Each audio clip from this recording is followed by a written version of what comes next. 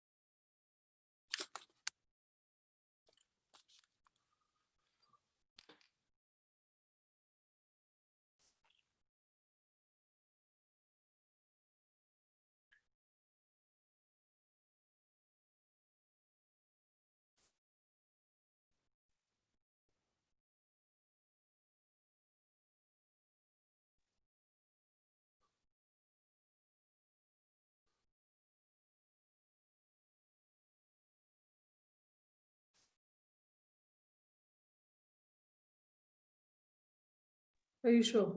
Good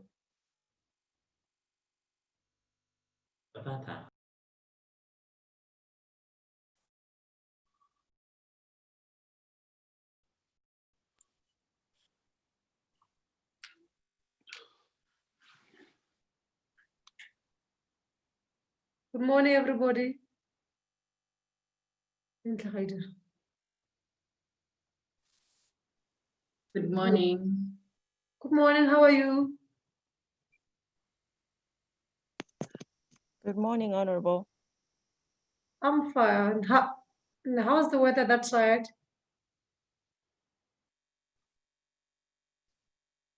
Zambia is quite hot at the moment. Oh, even Botswana, it's hot. Yeah. How's the COVID-19 that side? Currently, the number is going down. Wow. So, yes, but people still have not relaxed on the health guidelines. But the Okay. numbers are doing pretty well. Okay. Yeah. Yeah, it's not bad. No, it's not so bad. It's not as bad as June, July when the weather was really cold. Okay, okay. Did you have lockdown in Zambia? Not lockdown totally, but just restrictions. Right. Movement restriction. Movement restrictions, no gatherings of more than 50 people. No weddings. No weddings of less than 50 people were allowed. Okay. But bars were closed, restaurants at some point closed. Funerals, limited numbers. Limited numbers. Yeah. Of not more than, of not more than 50. Not more than 50 people, yeah. Of course, yes, of course, maxing up as well. It's not bad. Schools were, you were very strict with the schools regulations. Schools had closed actually. They had closed since March. They only opened in September. Yes. Are they not going to write the children exam? They will. So right now the education sector is under pressure to ensure that at least the children catch up in this little time that they have. Teachers are they are under pressure. Yeah, they are. Definitely. Oh. Yes. Yeah, but the weather is also not very good to us because it's hot. Yes, it is. But if you think that the numbers of COVID-19 cases are going down, then the heat is welcome. Yeah. Yeah.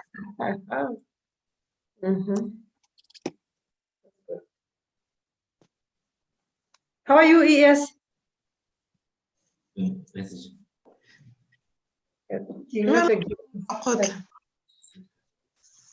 SG? Malikai. Utelekai. Rete. Ki tumela gore bo tsile phuthego motho a modimo. Ha ke re o itse gore rona re le go settlementing. Ma? Re ntse re le go di-settlement, re ntse re le go dikgaolong tsa rona. Ehe. Emma. Mme ke a leboga gore o bo tsile. But ha le re boleletse anytime, kana gape re laolwa ke parliament go attend. So ha parliament e sa approve ga gona gore ka attend. So ha le ka ntse le ba romela in time. Nya romela ka nako. Nako le nako romela ka nako. Jaanong ke parliament ya rona ntse e sa approve. Go botsa ka ko. Mathata ke gore ga go tlile ga tere dikgaolong ga re ka ra bosigo. Ya ka malobane re go meeting last week. Re ntse re le ko dikgaolong. Chairperson ga isa tle re simolla. Ke botsa lona ka ko. Is the chair on board? Madam SG, the chairperson is having a bit of a challenge getting into the meeting. He's asking for the meeting ID and the passport. So I said, as long as the registration was approved yesterday, it shouldn't be so difficult. I'm just trying to send him the approval. Is Ronald on? Ronald could assist as well. Okay. You could share the number with Ronald for Ronald to assist quickly. Yes, ma'am. Thank you.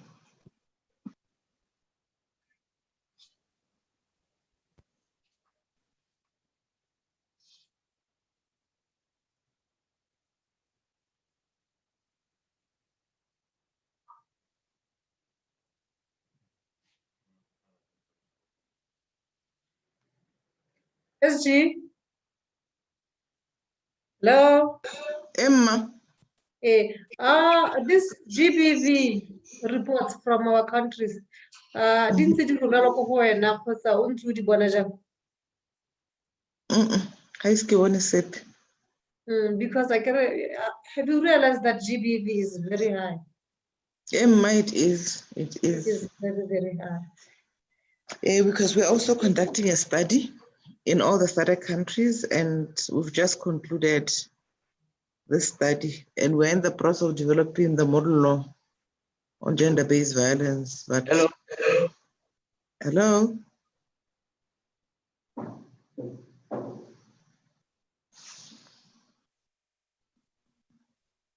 Emma, thank you, Claude Baba. Emma. Emma, thank you. Ronald.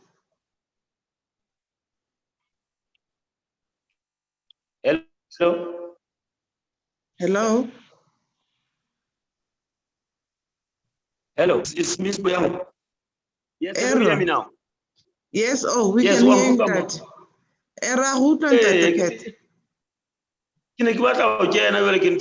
But now I think I've organized my things. So can't you put me through? Put a small. Like a check. Okay, now Emma check. Are we able to see the honorable member? Are we able to hear the honorable member translation? Interpretation?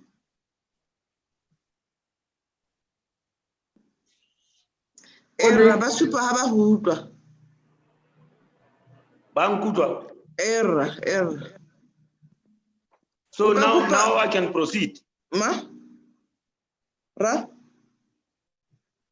So now I can proceed.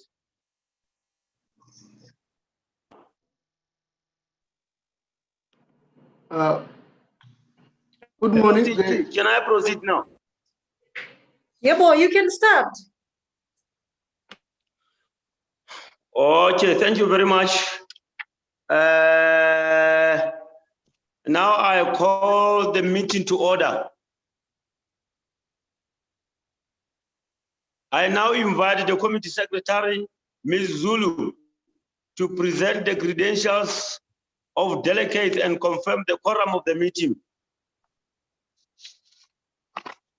Thank you, Chairperson. Good morning, honorable members, ladies and gentlemen. We have the honorable member for Angola, Honorable Maria Docamo do Nascimento, present. Honorable Talita Mona Kotla, present. Honorable Pete Spitz, the chairperson himself, present. Honorable Marie-Jean Dakmasi, present. Honorable Loni Chijere Piri, present. Honorable Regina Esperon, not available at the moment. The Parliament of Namibia is not available. Honorable Nkasani Kate Bilankulu, South Africa, present. Senator Busisiwe Dlamini Eswatini, present. Honorable Lolesia Bukwimba Masele, Tanzania, not available at the moment. Honorable Ponde Mecha, Zambia, present. And Honorable Goodlucky Kwaramba, Zimbabwe, present. Honorable Chairperson, kindly note that the quorum is duly formed.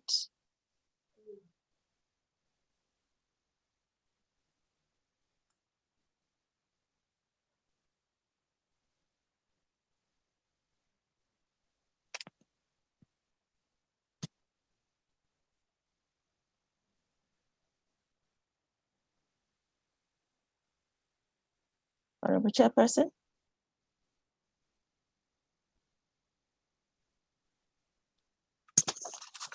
Okay. Agenda for the meeting was circulated to amend the draft agenda. Hello. The draft agenda has been circulated. Honorable members, the draft agenda for the meeting was circulated to all members. Are there any proposals to amend the draft agenda?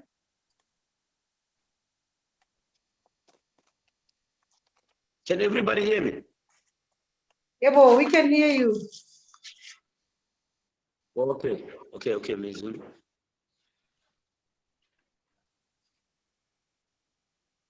Now I've just posed a question to you.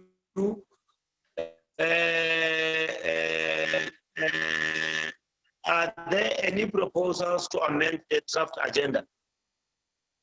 If there are no questions, if there are no proposals to amend the draft agenda, can we now please move on? Who moved the adoption of the agenda? Can I have someone who moved the adoption of the agenda, please?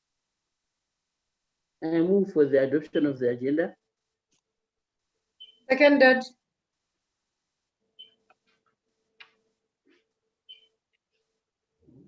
Seconded.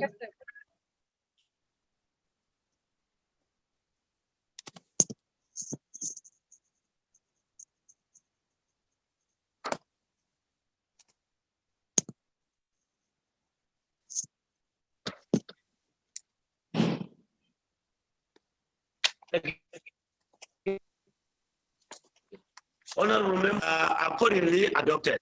Agenda is accordingly adopted. Now consider the minute a correct record item by item. Oh, it's time for welcome remarks. Welcome, remarks. Welcome remarks. Okay, thank you. Yeah, welcome, remarks. Yeah. Honorable members of the SADC PF Standing Committee on Gender Equality, Women Advancement and Youth Development. The Secretary General of the SADC PF, Ms. Buemo Sokhwema, the Committee Secretary, Ms. Betty Zulu, our distinguished resource persons, Dr. Nyarazai Kumbogunda, Africa Union Goodwill Ambassador for Ending Child Marriage, Mr. Lazarus Mwale, Regional Program Manager on Ending Child Marriage in Middle East, Eastern and Southern Africa, Miss Anandida Filipposi, Youth and Gender Specialist, United Nations Population Fund, UNFPA, East and South Africa Region Office, Ms. Bueta Katarima Muhia, Head of Engagement, Girls Not Brides, our partners GIZ and Austrian Development Agency, representatives of civil society organizations, representative of the media organizations, distinguished guests, ladies and gentlemen. It is an honor and privilege to welcome you to this very important meeting on strengthening Parliament. I wish to extend my profound appreciation to the SADC Parliamentary Forum for making this meeting possible. As honorable members are aware, COVID-19 has prompted a global shift in meetings and events to a more visual implementation. My hope is that SADC PF will not only embrace these changes during this unprecedentedly uncertain times, but that the forum will continue to create such platform for its members to engage and empower themselves by connecting both locally and globally. Honorable members and partners, child marriage is a serious human rights violence affecting children, in particular girls' rights to health, education, equality, non-discrimination, and the right to life free from violence and exploitation. It is a practice that is rooted in gender equality, poverty, a tradition, insecurity, especially in times of conflict, limited education, and lack of adequate legal framework. COVID-19 has greatly exacerbated these drives of early and child marriage and impact negatively on the measures that have been put in place to end the practice. Lockdown, curfews, movements, restrictions on cross movement and school closure have had unintended consequences on men, women, boys, and girls, and exacerbated the already existing gendered inequalities. Many families have been pushed into deep poverty, which has in turn pushed them to consider marrying off their daughters to relieve themselves of financial burdens. As honorable members are aware, the Southern African Development Community, SADC, is not of the is one of the regions worst hit by early child marriage, with Malawi and Mozambique being among 10 countries in the world with the highest rate of child marriage. In this region, when a crisis strikes, child marriage increases exponentially. On a global scale, around 12 million girls are married per year, 2 million before their 15th birthday. A further 2.5 million girls are at risk of marriage by 2020 because of the COVID-19 pandemic, and further 1 million at risk of becoming pregnant this year alone. These numbers call for concerted effort in the fight against child marriage at regional, continental, and global level. Honorable members and partners, we are mindful that in June 2016, the SADC Parliamentary Forum adopted the SADC model law on eradicating child marriage and protecting children already in marriage, which is based on international and regional human rights instruments and standards. The modern law, human rights instruments and the modern law provides guidance to parliamentarians, policymakers, key ministries such as justice, health, social protection,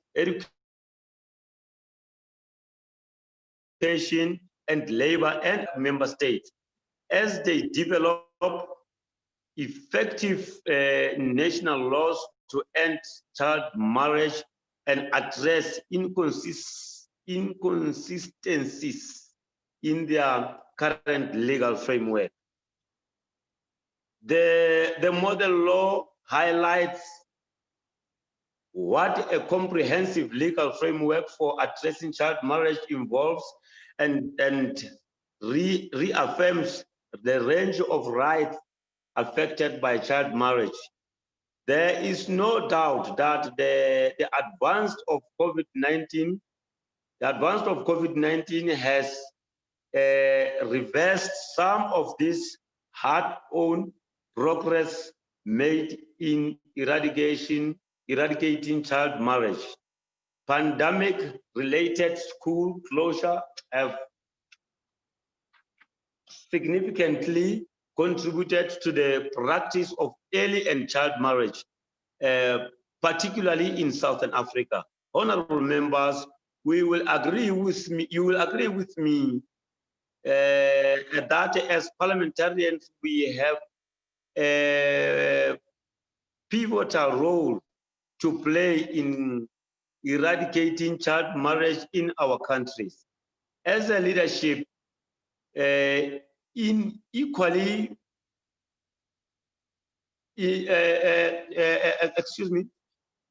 a leadership uniquely positioned to establish and implement a robust legal policy framework for preventing child marriage and supporting married girls. We can also ensure that the framework is effectively enforced by relevant actors and institutions. Honorable members and partners, parliaments can work to ensure that the legal and policy framework related to child marriage is accompanied by proper training of the judiciary, police and child protection officials and any other actors responsible for the implementation and enforcement of the law to ensure that complaints filed by girls who are at risk of child marriage or have been married underage are taken seriously by local officials and that necessary local action is taken. Parliamentarians can set the political agenda as opinion leaders on ending child marriage by working closely with traditional leaders, pass budgets, monitor implementation, and ensure accountability for both national and international commitment on eradicating child marriage. Parliaments can guarantee that the voice of the citizens are heard, particularly the girl child, in order to mobilize political will and commitment to end child marriage. Honorable members and partners, it is my sincere hope that this meeting by the SADC PF Standing Committee on Gender Equality, Women Empowerment and Youth Development will result in the development of a regional plan of action to address child marriage, whether that is by developing a new targeted strategy or by integrating child marriage prevention and response measures across different sectors of SADC member states. I thank you. Honorable members, we shall now consider the minutes or to confirm, honorable members, we shall now consider the minutes to confirm if they are a correct record of the minutes of the meeting. We shall consider the minutes item by item to accommodate any differences in pagination across the language.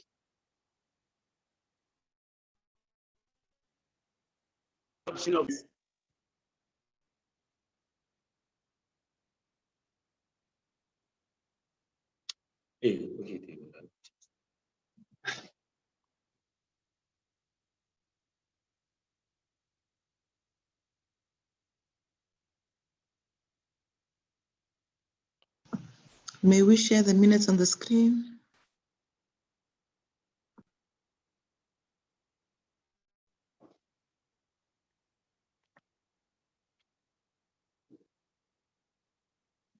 Are we still on? I'm giving the members a chance to check the minutes. And then after, I will invite someone who will move the adoption of the minutes.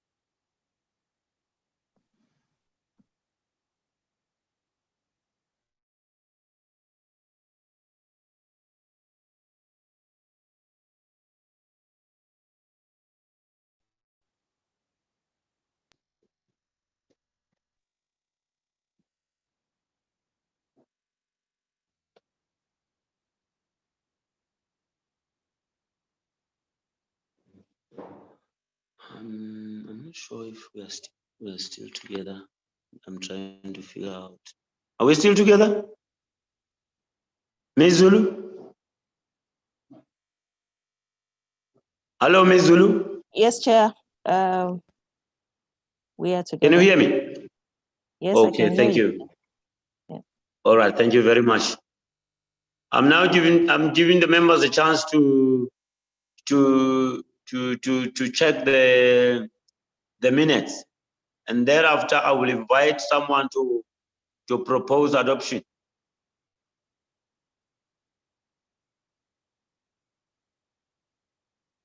The consideration and adoption of the minutes from the virtual meeting held on the 9th March 2020.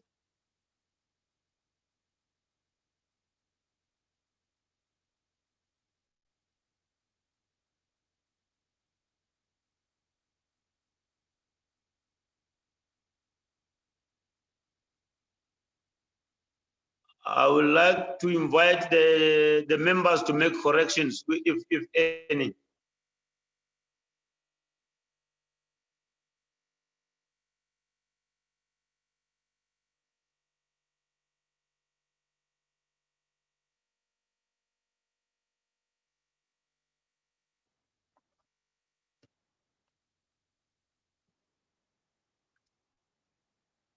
They are still going through the minutes.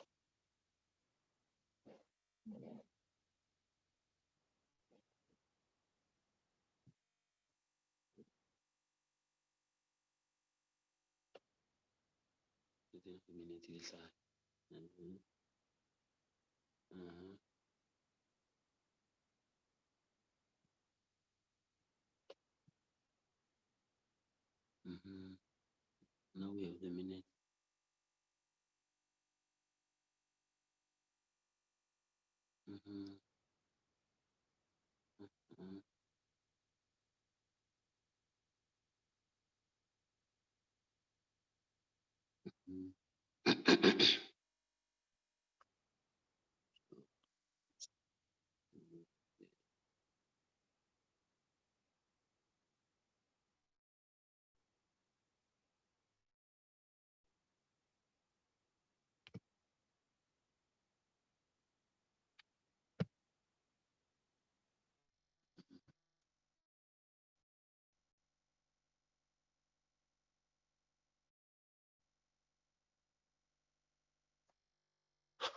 I will now like to invite the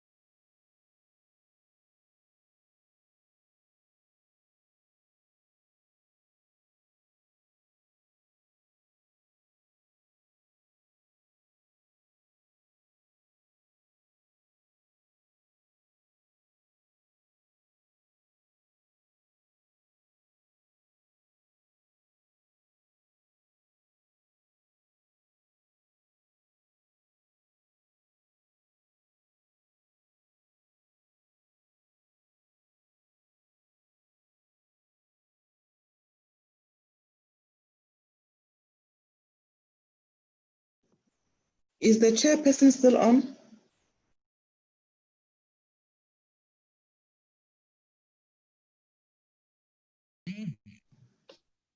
Hello? Oh, okay. Can I?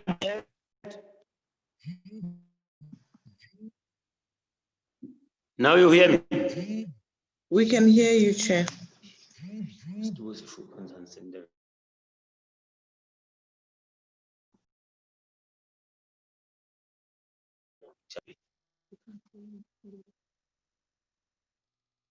Can I?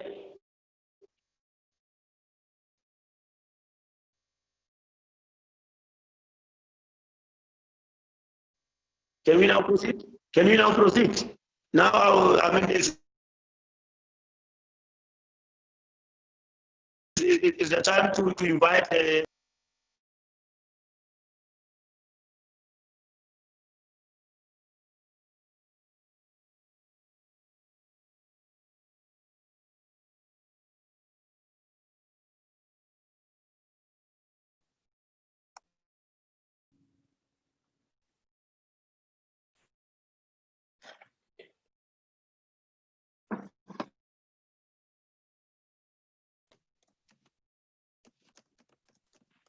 hello. Can you hear me? Hello, Chair, you're audible. Can you hear me? Miss Zulu? Yes, Chair. Okay. All right.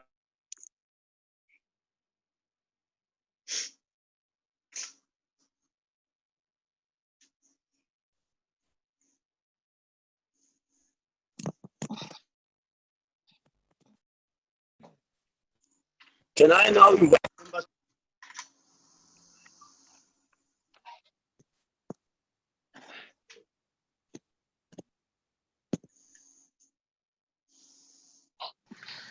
Honorable Pete, if I may, Yes. it may help to get section by section, request members to make any corrections or input. Thereafter, adopt the record, then move on to matters arising. We can start with the credentials and move on to the next section accordingly, Chair. In that manner, it would facilitate input from the members. Okay, now are you saying we should go item by item? If you allow, we should Chair. go item by item. Yes, Chair. If you Correcting allow, the that would minutes. be much more. Yes.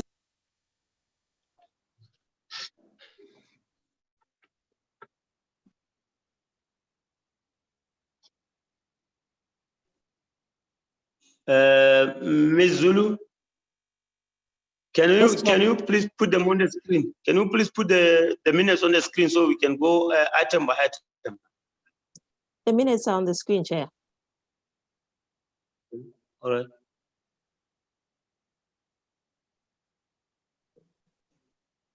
Okay. Okay. Yeah. No.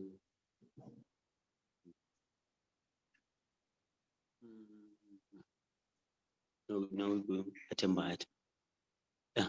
Now we go item by item. The first item is, according to the minutes on my screen, is the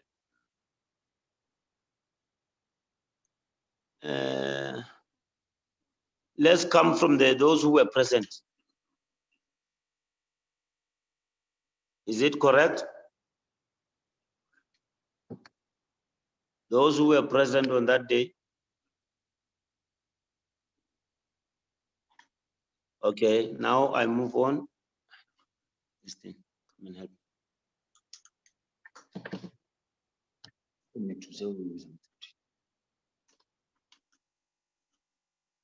Why is it not moving? Come on.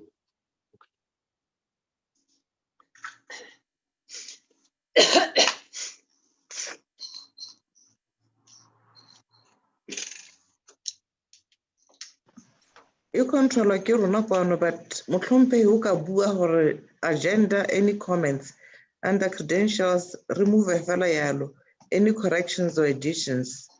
So they are waiting for that instruction from Motlhompe. Thank you. Okay, thank you, ma'am. Now I want to invite members to make corrections. Are there any corrections?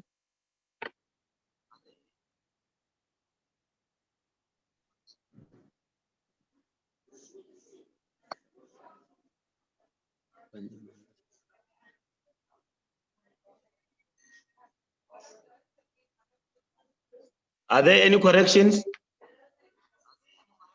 I don't hear anyone. Now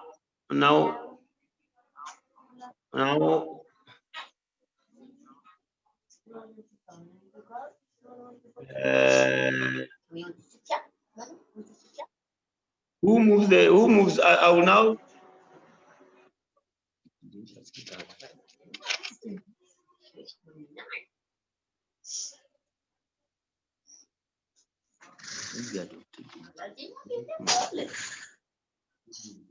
Now can you adopt? Now can we adopt the minutes? Can we now adopt?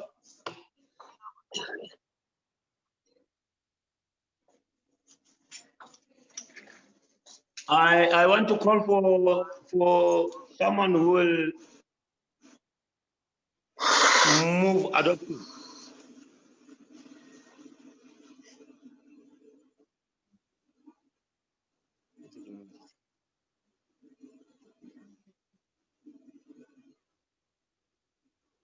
Ms. Boyamo, CG,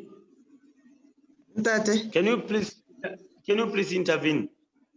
I'm not aware if we are still on, all of us. Are we still together?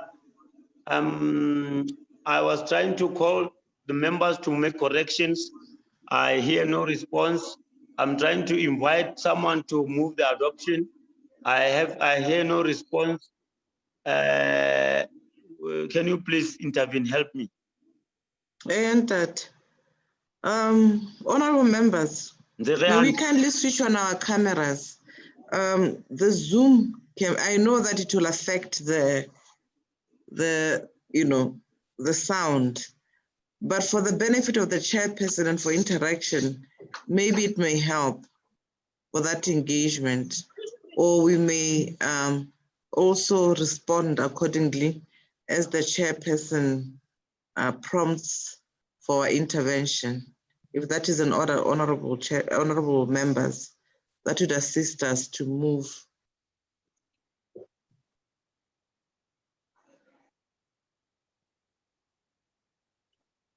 I propose the adoption of the minutes. Honorable Goodluck Oramba has proposed the adoption of the minutes. Thank you, Honorable. Welcome. Oramba. May we kindly have a seconder? A seconder, please.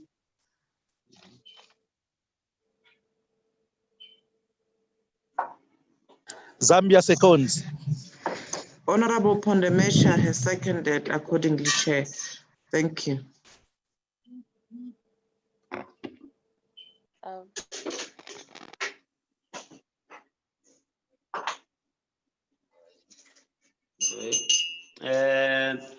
The minutes are duly adopted. Honorable members and partners, are there any matters arising from the minutes? We shall consider matters arising item by item. No matter.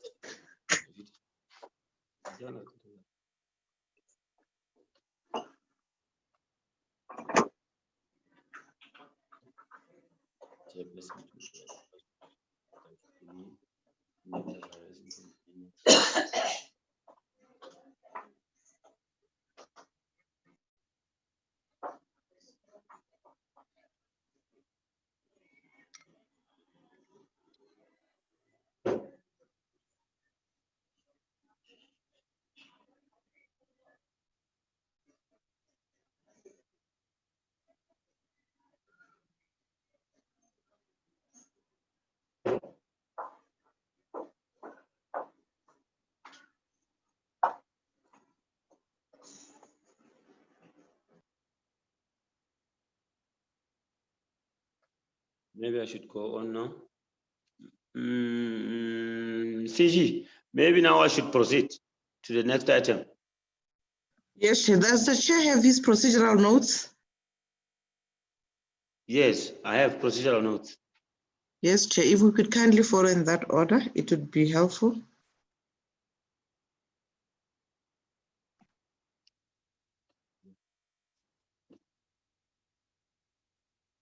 Session 1. Now we start with session 1, trends in early child marriage during and post COVID-19, framework for eradication child marriage. Honorable members and partners, we are now starting our first session. We have 3 resource persons for this session. The first presenter is Dr. Nyarazai Gumbovanda, AU Goodwill Ambassador for Ending Child Marriage. She will present on the trends on child marriage and AU common position on ending child marriage based on the SADC model and AU common position on ending child. The second presenter is Miss Ivete Katarima Muhia, Head of Engagement Girls Not Brides. She will make her presentation on the impact of COVID-19 on education and child marriage and how to mitigate the challenges presented by the pandemic on girls' education. The third and last presenter will be for the session is Miss Anandita Philippos, a youth and gender specialist, United Nations Populations Fund, UNFPA, East and South Africa Region Office.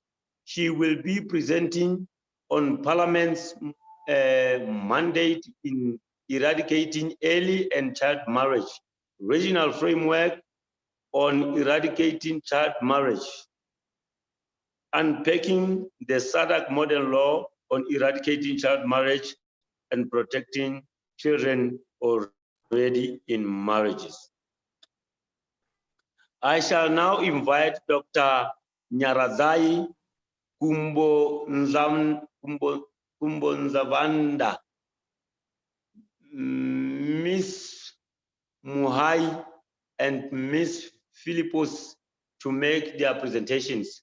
I will give them 30 minutes each, followed by plenary deliberations. Resource persons to make their presentations.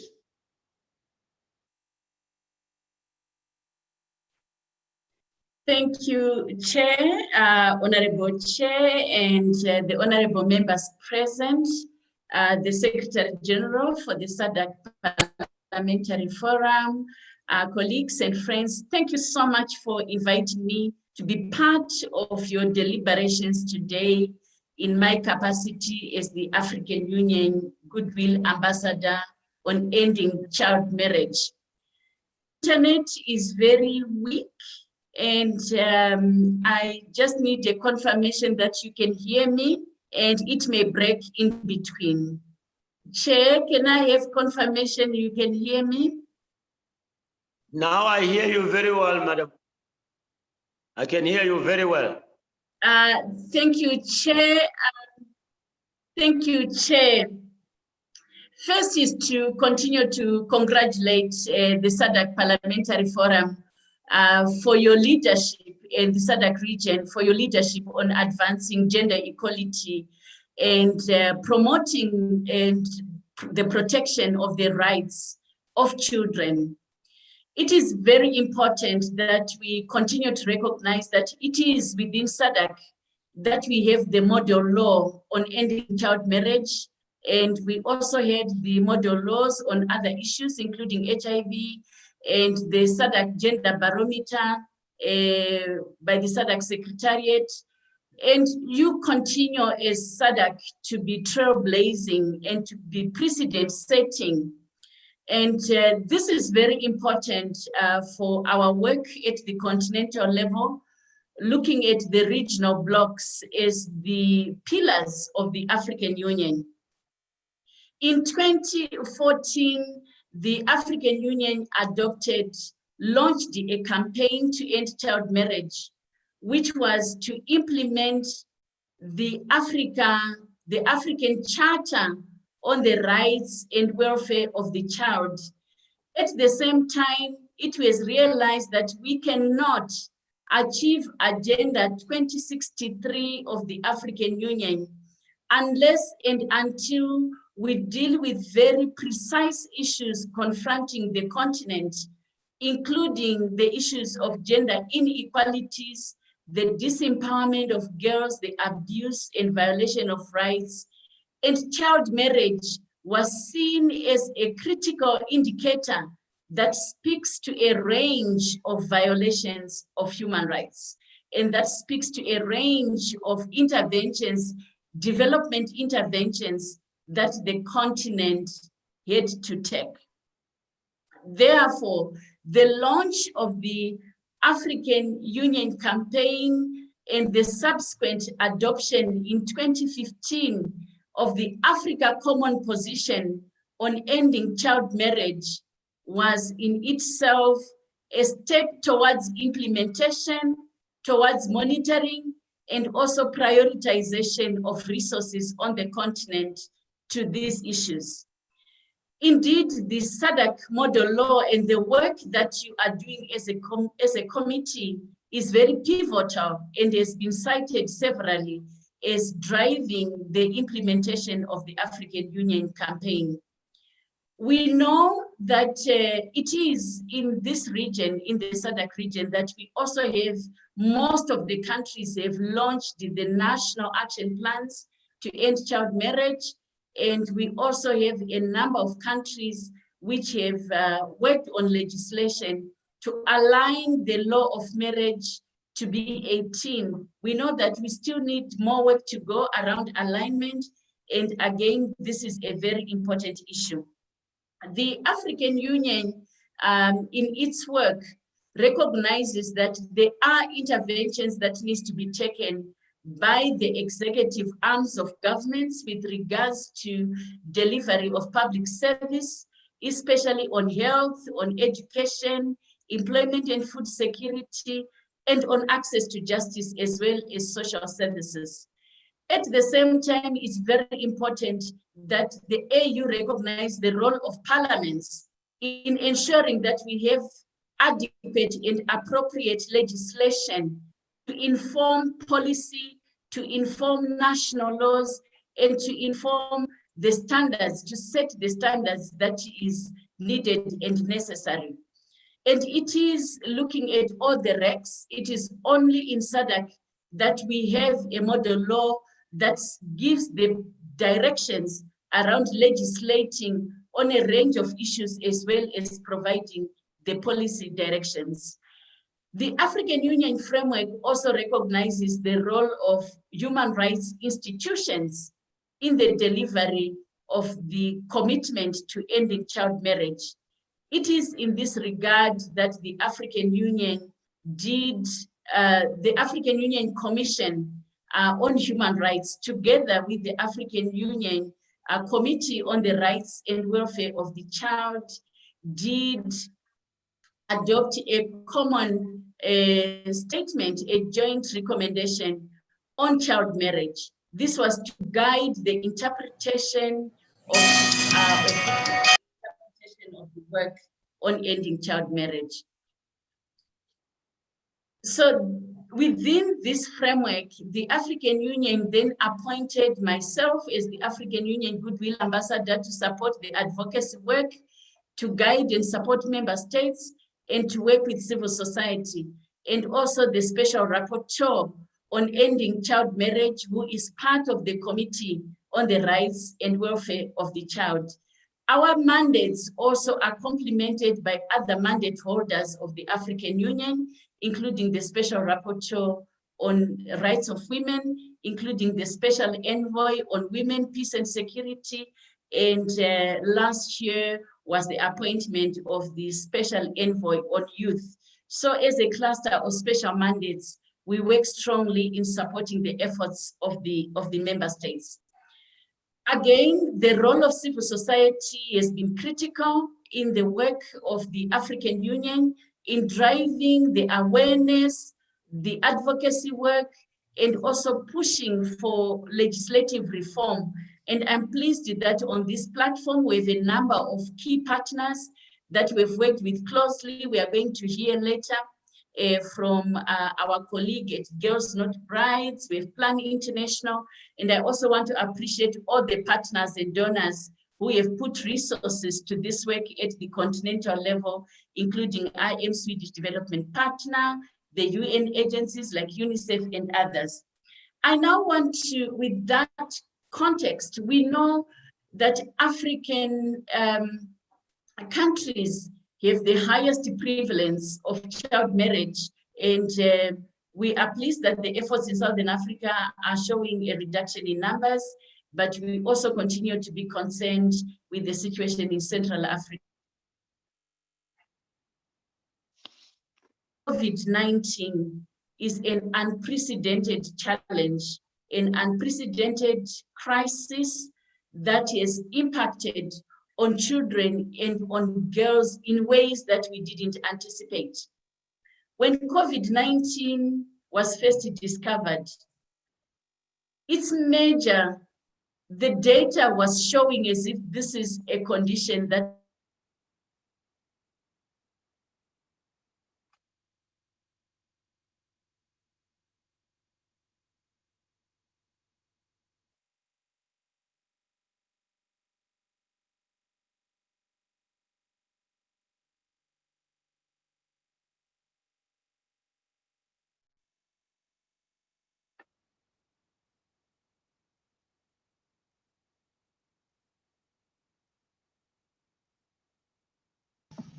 Host, have we lost our presenter?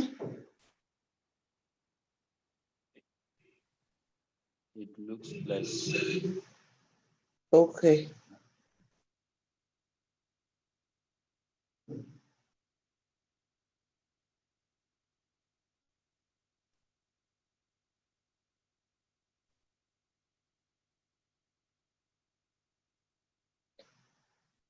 Maybe, Chair, while they are assisting to resolve the issue, we may welcome the next presenter so that we don't feel,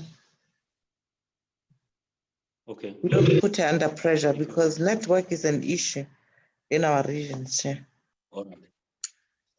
That is so much understandable. Will you alert me when the first presenter is back again? You will alert me. Okay. Now Chair, I will invite. Oh, she's back, Chair.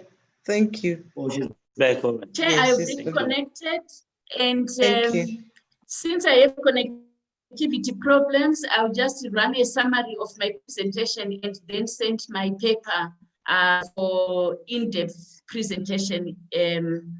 So COVID-19 has also shown for us that connectivity is a critical issue which is affecting us in so many ways, including on child marriage and on education, and we'll come back to that. So I just want to run through in terms of what COVID-19, the implications, and what has been happening at the African Union in terms of responding to COVID-19. First is that member states took measures that we all know, including measures for lockdown measures. That meant that we had to close most of the basic operations of life and impacting education, impacting livelihoods, impacting employment. And the major risk that we saw, and which was not as visible at the early days, was the impact on the girl child and how the closure of schools resulted and is resulting in so many negative impacts, including teenage pregnancies and child marriage. I know that my colleague Yvette is going to speak on this point, so I will not dwell on that point. The African Union, through the CDC and its other institutions, started to engage strongly around the impact that COVID-19 has on communities. And the most critical discussions that have emerged relate to the issues around livelihoods and the economy. And just to share with you that some of the meetings that have been held include by the Directorate for Gender, which included the Ministers for Women Affairs. The AU campaign has issued a number of briefing notes addressing a range of issues, health, child protection, and others. We also saw the Center for Education of Women and Girls and the Commission on Education. So a whole range of the AU institutions did take up the issue of child marriage as concretely. However, what we have observed, and as AU Goodwill Ambassadors continentally, and which links with your mandate, is first is when we had COVID-19 start to escalate and increase, our parliaments were not operating for quite some time in many of our countries. And therefore, it meant we did not have the legislative leadership in the emergency response that was needed. And that is a gap. And I'm very excited that as a committee, you have stepped up, you are offering guidance on this. The second, which we observed and which is very important, is around decisions which lie in the purview of Parliament relating to resourcing COVID-19. On resourcing COVID-19, we observed naturally so that a significant resource had to go to the health sector response. However, even within the health sector response, certain issues critical to young people and which impact on child marriage were not prioritized. We saw less services being offered around sexual and reproductive health and rights, HIV, and even when we look at maternal health, we know that the majority of people who die due to pregnancy-related causes are women between 14 and 24, which means it's within the realm of those who are experiencing child marriage. So we really feel even now that we need a stronger legislative voice that speaks to the issue of resources and prioritization of interventions that prevent child marriage, but also support girls who experience child marriage. The third area that was critical for us is that in many countries, there were social protection measures that were taken. The social protection measures were taken, these were either grants or food assistance or special support to young people. Within the social protection measures that were taken continentally, including in my country, there was not sufficient focus on how do we integrate the issues around girls at risk or young women at risk or those who experience child marriage or teen moms or child-headed households. So it's very important that within the social protection measures, because these are big envelopes that usually Parliament has a role and oversight over, it's important that the social protection measures cushion the young people and especially the girls so that they don't resort to child marriage as an option. The last issue that I want to comment on linking to the role of Parliament is around borrowings. As your AU Goodwill Ambassador, I also sit as an advisor to the IMF Managing Director. And part of the discussions that I feel is important, including on the continent, is that we really need to have the role of Parliament very strong when our governments are negotiating assistance. It could be loans, it could be special assistance, it could be special budgetary allocations. And in that process, to ensure that issues around girls and education, health for young people, the critical indicators in the SADC model law are also resourced. The integration of child marriage into the COVID-19 response is so critical. And as I can see my internet is also playing up already. So I just want to conclude with a couple of recommendations. As we have been working together with partners and Secretary General around the SADC model law and the work that you are doing with the Oversight Committee and yourself, and how we can together strongly support the framework that you already have and juxtapose it within the COVID-19 response. We know that the topic today is speaking of a post-COVID, but I urge you that we already have COVID now. We don't know how long it is going to be here. So our programming, your interventions, your policy work should start from the premise that it's here and it could be here for another 2 years, 3 years. We don't know. The science is not telling us when it is going away. So we need the strong role of Parliament on ending child marriage and the repositioning of our model law and its indicators to respond within the COVID-19 framework. The work with traditional institutions becomes very important. And as the African Union, we have been working with the Council for Traditional Leaders in Africa, COTLA, and also there is a mechanism for the sub-regional body. Would also request your good offices for an it could be a joint session where as parliamentarians, you have a session with the traditional leaders. Because when laws are being passed to do with child marriage or monitoring, it could be the age of consent, it could be on education, realignment, sentencing. Usually the issue that arises is, what do our traditions say?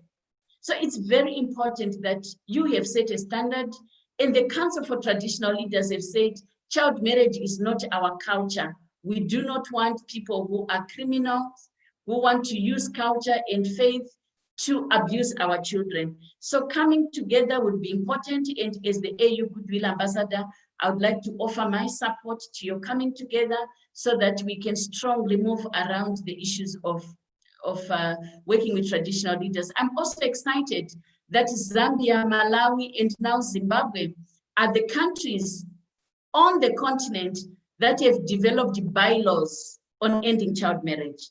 So to what extent are those bylaws aligning with the SADC model or aligning with the AU Africa Common Position? That is very exciting work that is happening for us to start to see chieftains Kachindamoto, Chief Chamuka, Chief Mangwende here in Zimbabwe, Chief Ushu and others, Chief Madzimawe.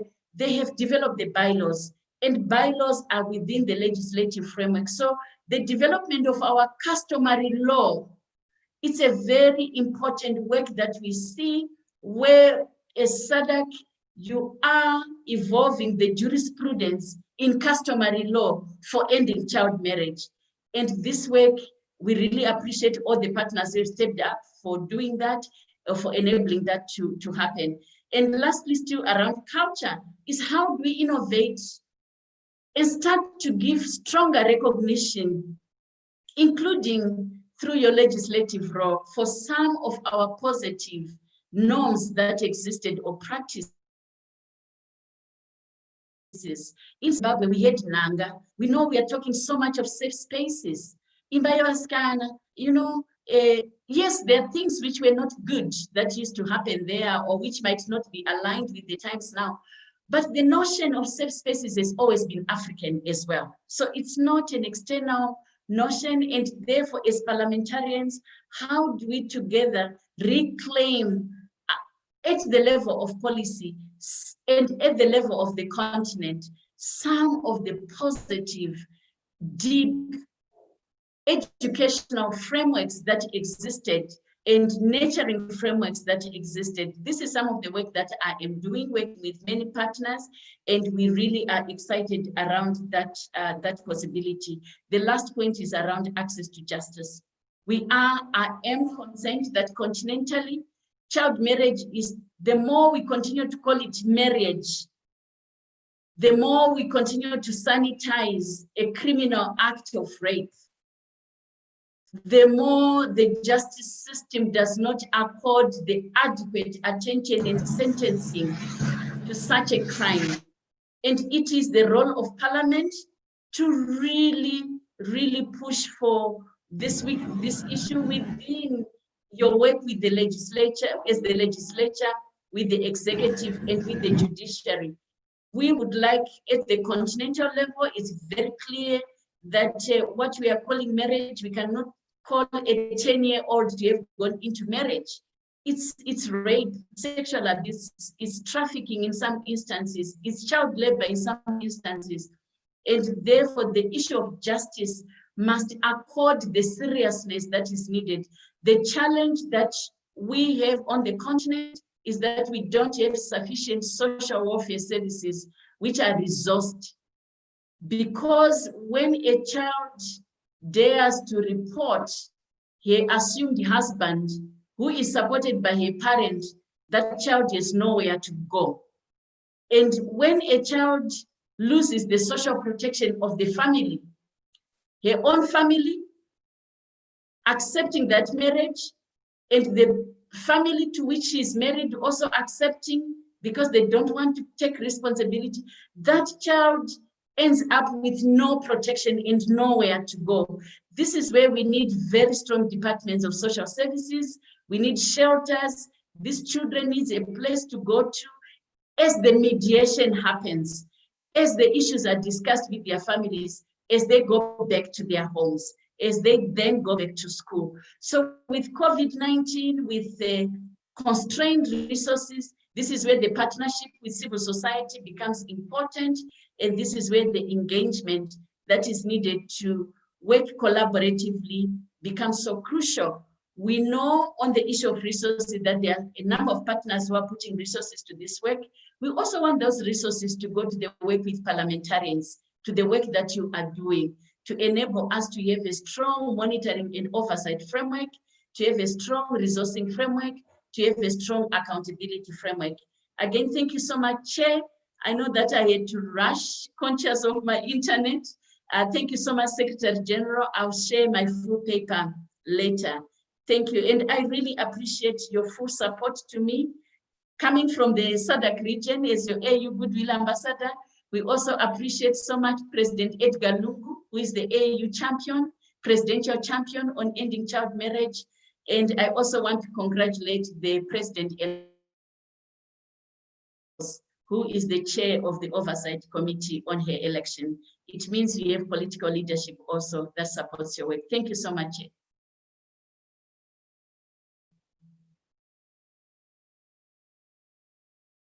Thank you very much.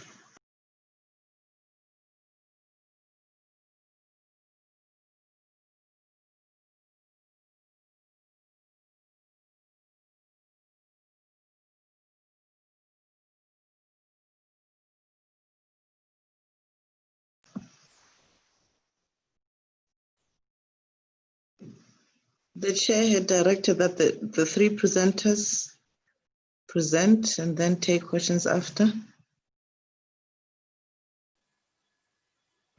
Thank you very much, and good morning to all honorable members and partners who are joining us for this session. My name is Yvette Kathurima Mohia.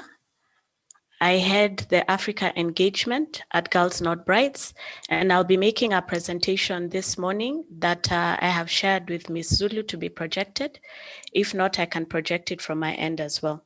So I want to start off by echoing Dr. Nyaradzai in congratulating all honorable members for the groundbreaking framework that we have as the SADC model law that not only focuses on protecting girls at risk of child marriage, but also looks at protecting girls who are already in situations of marriage and looking for ways within which we can develop their full potential in terms of access to all services, including education, justice, health, and other social services.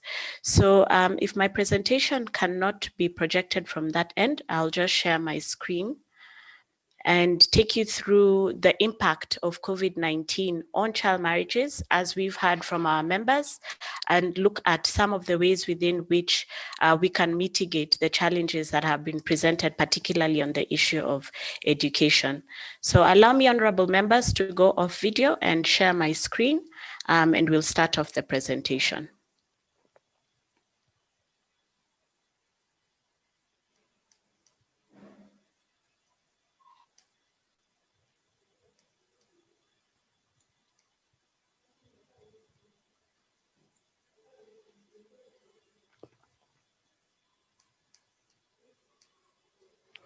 All right, as I mentioned earlier, I'll be talking about the impact of COVID-19 on child marriage and education. And I will be presenting this on behalf of Girls Not Brides, which, as I'll mention, is a global partnership to end child marriage. So the outline of my session this morning will be to touch on a brief introduction on Girls Not Brides for the members who are not familiar with the global partnership, discuss a bit about the current context of child marriage within the SADC region, and then also highlight what has been the impact of COVID-19 on child marriage and education, as we've shared and have gotten responses from our membership, and then provide recommendations to end this session. So starting off, just giving a brief background on who we are as Girls Not Brides. We are a global partnership, the only global partnership working to end child marriage. Of course, looking at the linkages between child marriage and other issues, and that confirms my presentation this morning, which will be a focus on child marriage and education. We are present in all regions with a focus on sub-Saharan Africa, where we have over 54% of our 1,400 members present. And our membership consists of partners who are working within communities, so largely civil society that is community-based. We also have members that identify themselves as youth-led, looking at the importance of youth engagement in our work and the fact that child marriage occurs to the youth, so it's important for them to be engaged. And then also looking at the opinion leaders, gatekeepers, and others that Dr. Nyaradza had mentioned, we have representatives of members who work with religious leaders. So very quickly, I'm aware that you know these statistics, but it's important for us to set the context.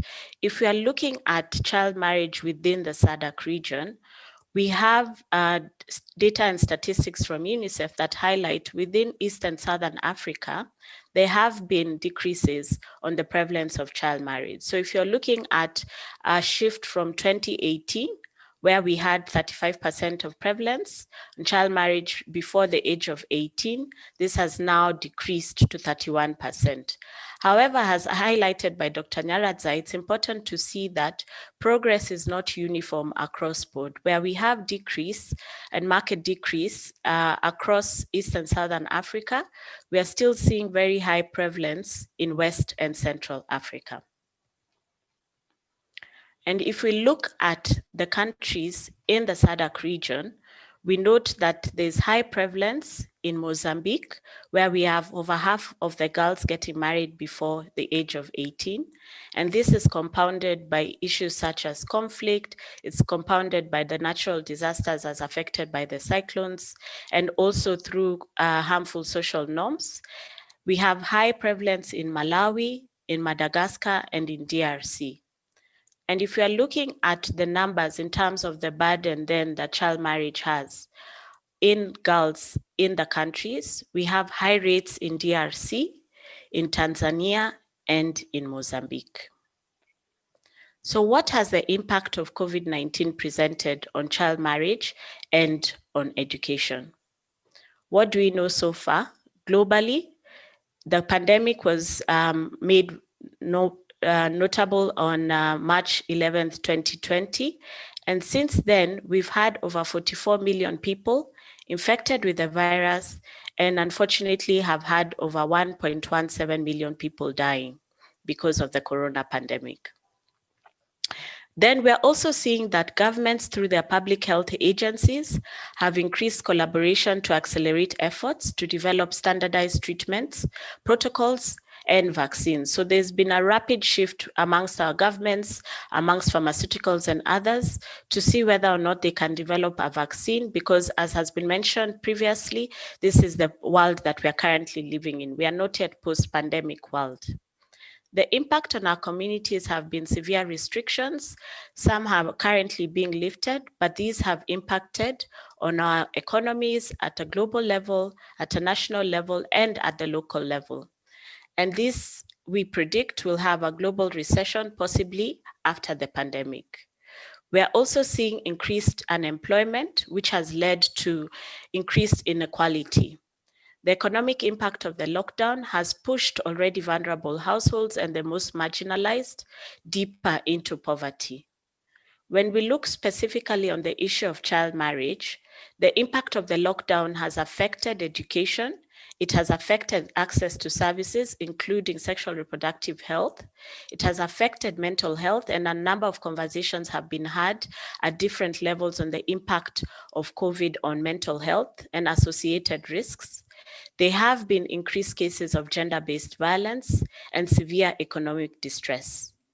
This has led to impacting the lives of girls, their families, and their communities because of the extreme stress due to loss of jobs, with the caregivers now looking for alternatives to provide for their families. Therefore, child marriage has been likely to increase, has been noted to be likely to increase, as there is no source of income, and people really are looking at alternatives, as I've mentioned, like dowry, to provide income to their families. So what are some of the ways within which COVID-19 has impacted on child marriage? There's been impact on education, there's been impact on health, increase in violence against girls and women, and economic impacts. I won't go into the details of all this, but will focus largely on the education stream. The lockdowns and school closures have disrupted learning. This has had a disproportionate impact on the poor, where online learning has been advanced, and we know that this is not available and easily accessible to all.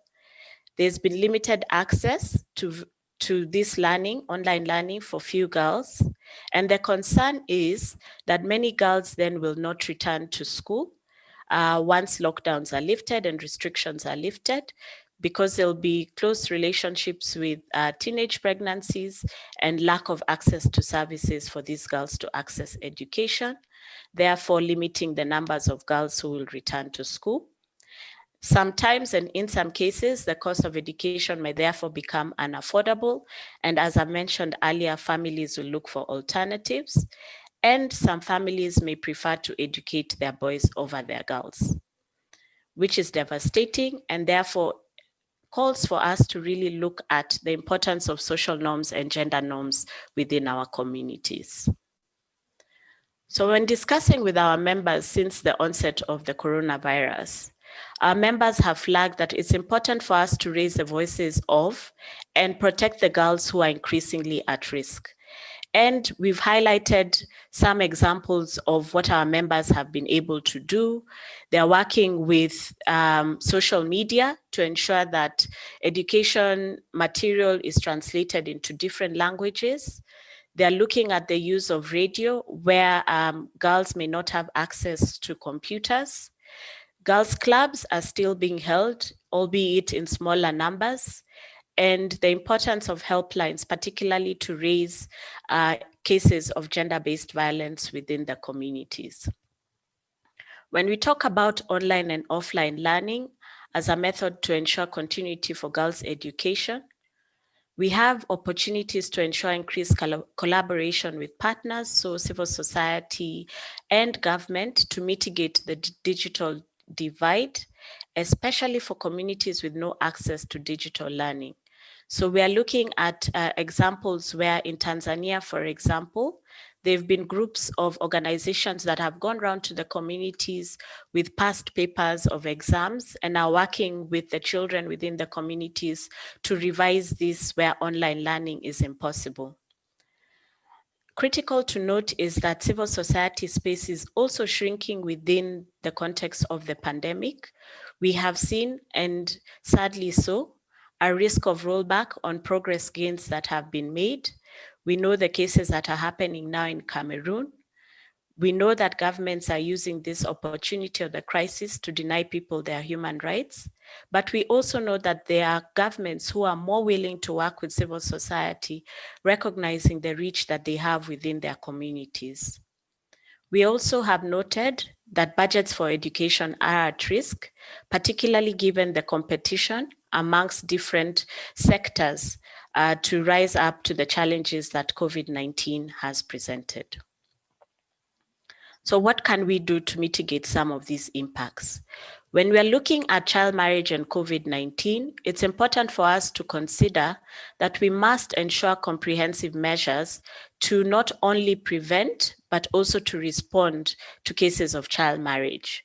Therefore, looking at how we can increase access to education, ensure psychosocial support, particularly linking to what I've mentioned, the importance of ensuring mental health, ensuring that we have economic and SRHR services, regardless of marital status, so we do not have girls being turned away from medical facilities because they're under the age of 18.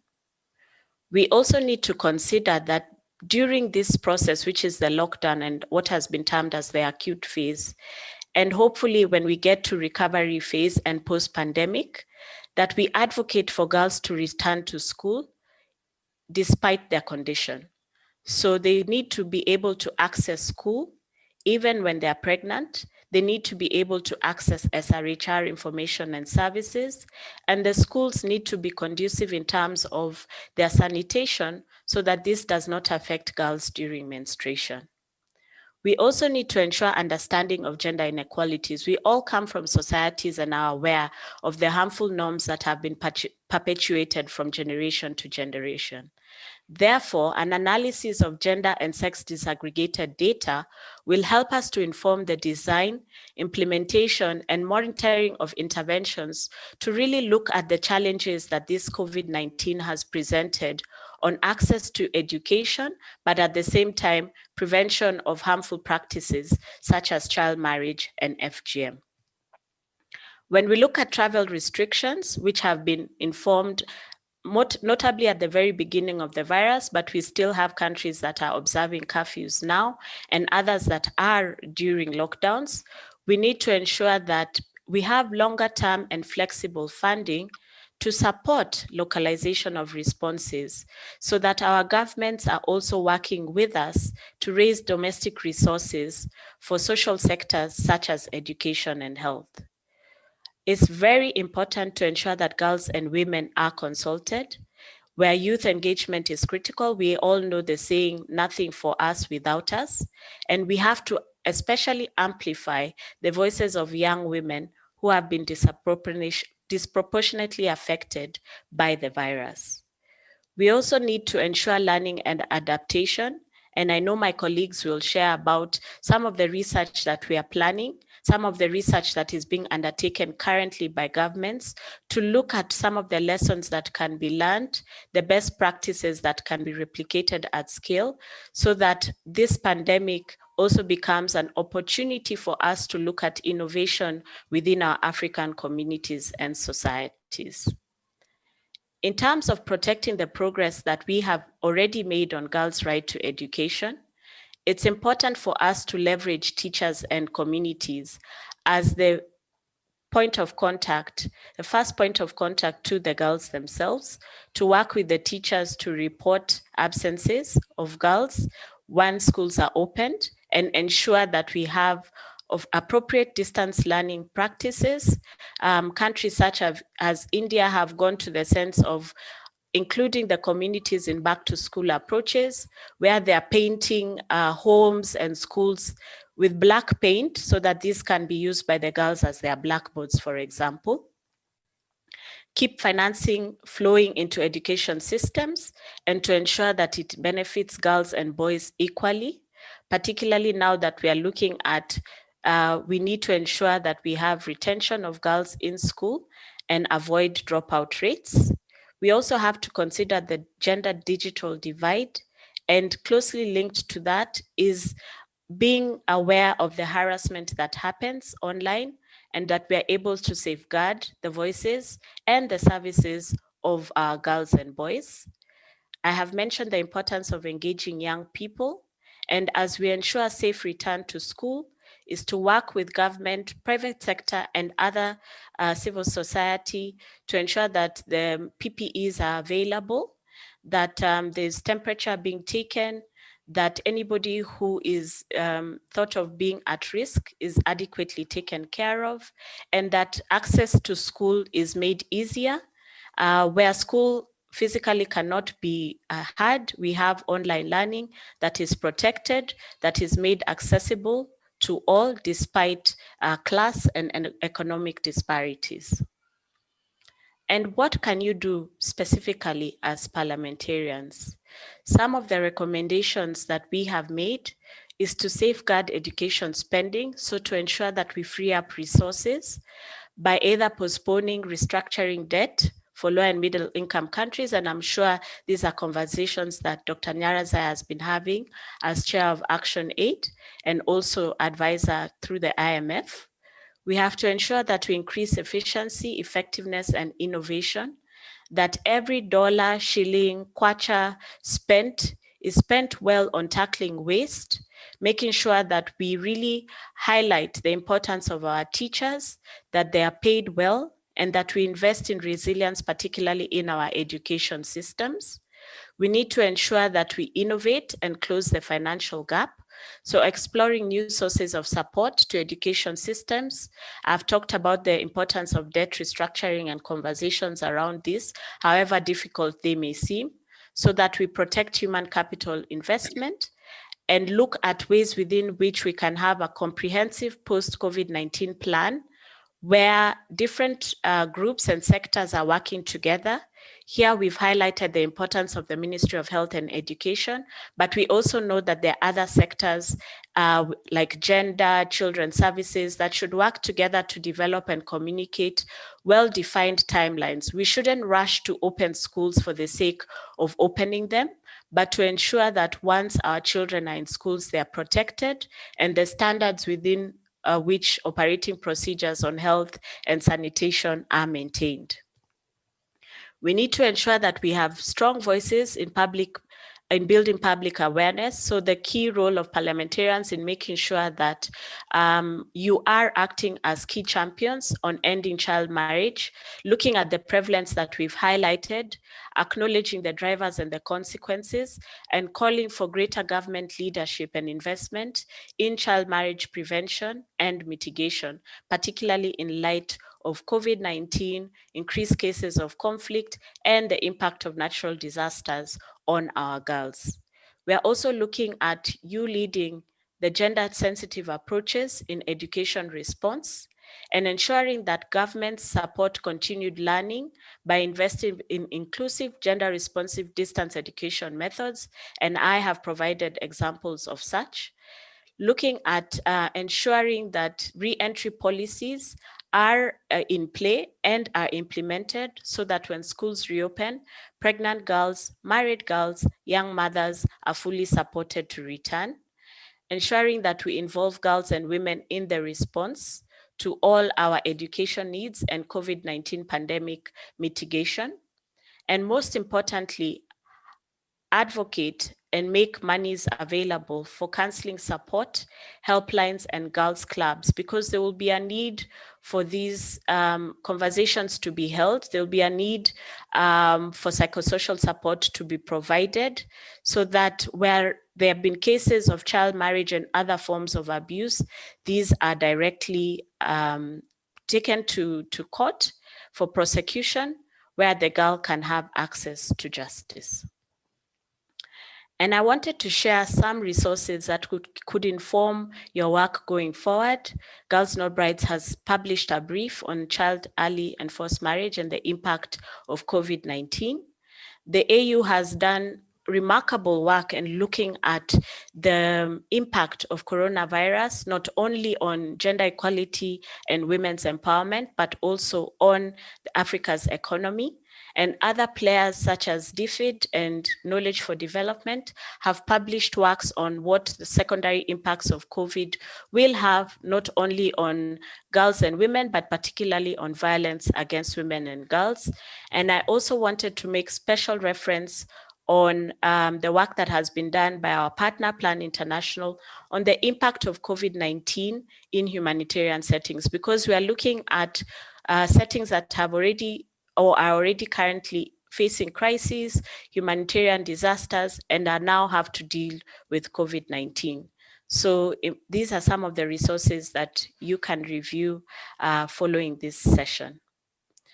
And to conclude, I'd like to thank you and to end with a quote by Kofi Annan that says, "To educate girls is to reduce poverty." Thank you once again for inviting Girls Not Brides to this session. Thank you for hosting such groundbreaking work on the SADC model law to eradicate child marriage and to protect children already in marriage.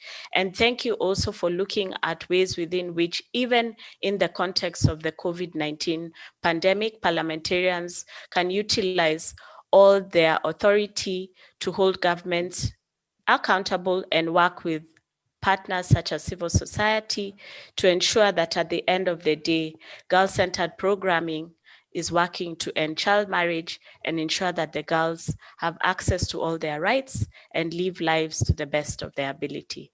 Thank you once again, and I hand over back to the next speaker. Thank you so much, Yvette.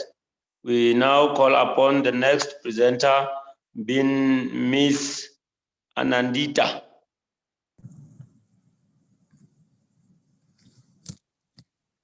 Good morning, everyone. My name is Anindita Philippos with the UNFPA Regional Office based in Johannesburg and covering 23 countries in the region. Thank you very much for inviting UNFPA to present to the honorable members on the SADC model law, and also to thank the partners that have gone before me who have set the scene quite clearly about the importance and urgency to address the issue of child marriage that continues to worsen in our current COVID-19 context. I also wanted to share an additional resource to those that Yvette shared. These are projections given by UNFPA on the impact of COVID-19 on child marriage, female genital mutilation, teenage pregnancy, and contraceptive use. I'll put it in the chat box if that's okay for everyone to take a look at, because I think it'll give an interesting overview of what lockdown means in terms of projections globally on child marriage, FGM, and other issues. With that, I will share my screen. Please do let me know when you're able to see the presentation. Yeah, it is on the screen. Oh, thank you so much for the acknowledgement. So today I will be presenting on the SADC model law on eradicating child marriage and protecting children already in marriages. But I want to acknowledge the fact that I am with partners and with honorable members who are themselves experts in crafting this law as well as using this law. So I would like to also invite you when I finish to share your experiences in the development of the law and the implementation of the SADC model law in your country context as well, because I think that leads to a richer discussion as well. So to start with, and this will repeat a little bit of what Yvette and Dr. Narizai may have already said, but I think it's important to again reset the context in our region. While Yvette has pointed out we have seen some positive changes, the reality is still 1 in 3, almost 1 in 3 girls aged 20 to 24 in our region is married before their 18th birthday. However, what this does is masks the huge disparities between and within countries. For example, in Mozambique, nearly 1 in 2 girls are married before their 18th birthday, while in the Nampula province, more than 3 in 5 girls, I just want to repeat that, are married before the age of 18, and nearly 1 in 5 below the age of 15, which is a very, very young child marriage, which is of concern for us as well. Now, while the overall percentages of child marriage have been decreasing in many countries across the region in the last decade, especially before the age of 15, which is good news. The bad news is that while population growth has continued, and what that means is that there's a larger number of girls that will continue to get married into the future. And so this continues to be a huge concern for us. And then finally, I want to set the scene a little bit about the overall context that adolescent girls live in. Adolescent girls face multiple challenges. This includes child marriage. It includes high levels of teenage pregnancies, many of which are in the context of child marriage. It includes high levels of violence, including sexual violence, sometimes in the context of a child marriage. And there's also particularly vulnerable to HIV transmission. And all of these factors have been exacerbated in the COVID-19 context, as has been very eloquently pointed out by Yvette in the previous presentation.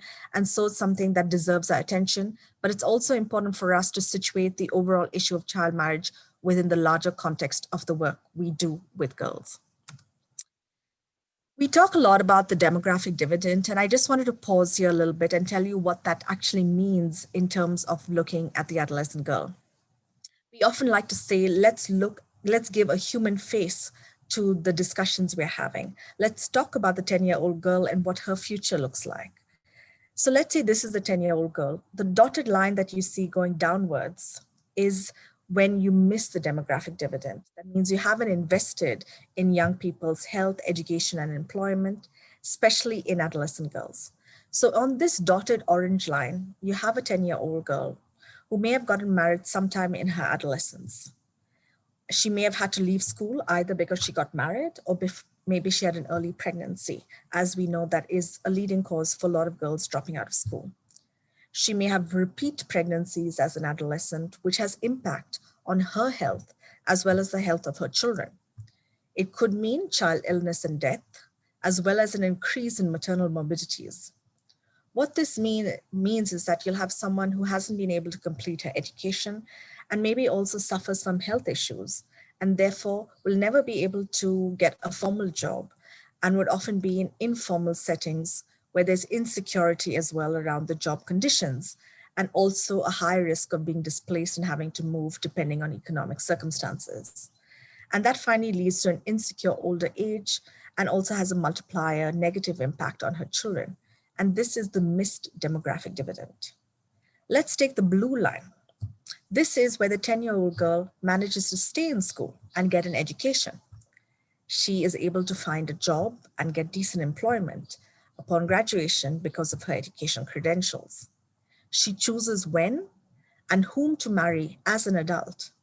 And she chooses how many and the timing of her children. And so they're also healthy.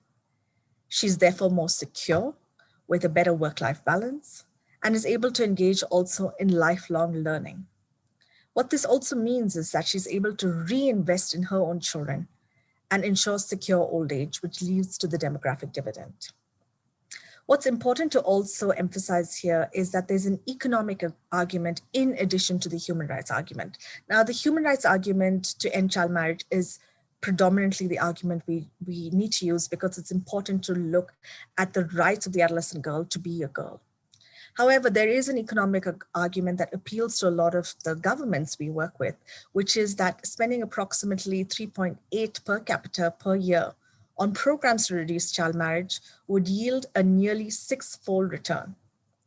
And we've also seen World Bank studies around the economic argument for investing in ending child marriage. Now, this brings me to the SADC model law, and many of you would know this law even better than I have. You would have been involved in the development of this law as well as the rollout of the law in your countries. I'll take you through the different facets of the law and then a case study at the end. So the SADC Parliamentary Forum led the development of the SADC model law on child marriage. The full title is the Model Law on Eradicating Child Marriage and Protecting Children Already in Marriage. And this was done in collaboration with partners, and SADC PF was the natural lead for it because of the role it mandated to lead the region through interparliamentary cooperation between 14 SADC member parliaments. The forum, with the support of UNFPA through the UNFPA UNICEF Global Program that I manage in the region, Girls Not Brides Network that Yvette spoke to, and Plan International that will be speaking later on today, developed the model law through an extensive consultative process with members of parliament, civil society organizations, and other collaborating partners. So it provides a framework for action, and it's linked very closely to the UNFPA UNICEF Global Program on Child Marriage Global Theory of Change. So what is this global theory of change, or what is the results framework we work with? One is that our interventions are truly girl-centered. We empower adolescent girls at risk of and affected by child marriage, and these adolescent girls often are our most powerful advocates and mentors in ending child marriage themselves. We also realize that girls don't exist in a vacuum. They exist in context with families and communities that influence their lives and influence their choices. So we work with families and communities to promote positive behaviors towards girls and their rights. We also work to ensure that girls get the services that they need and the systems are prepared to provide those services.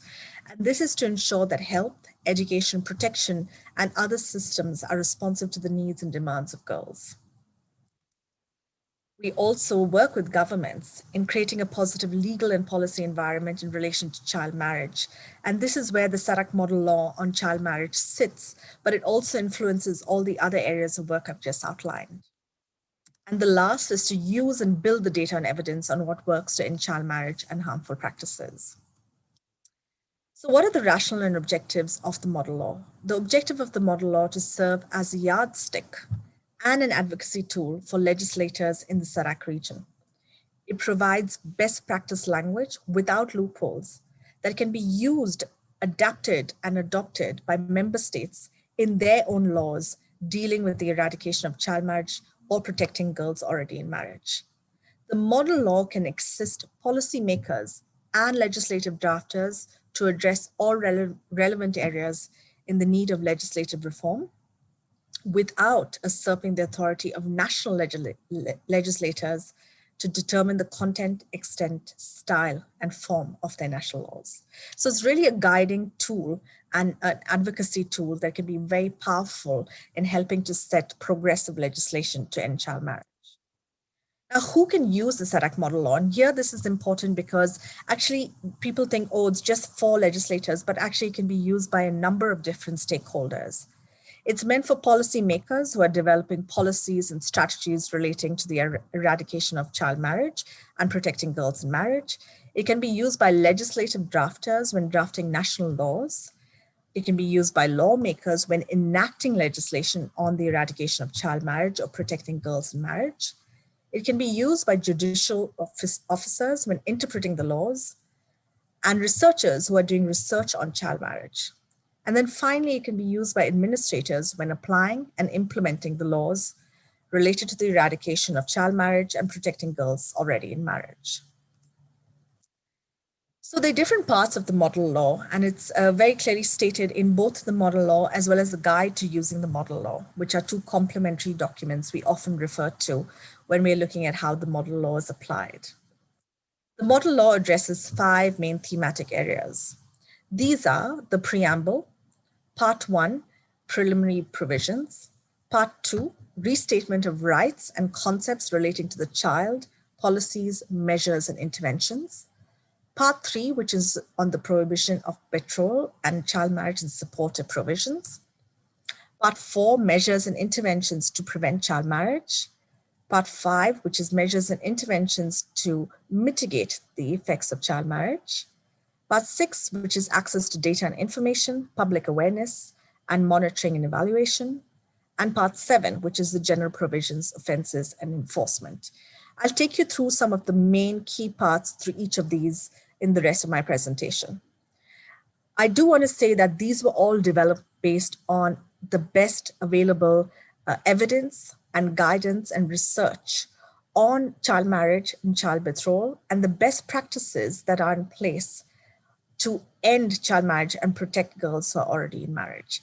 This is from literature and documents prepared by UN bodies, academics, civil society organizations, and other key partners and renowned experts on this area.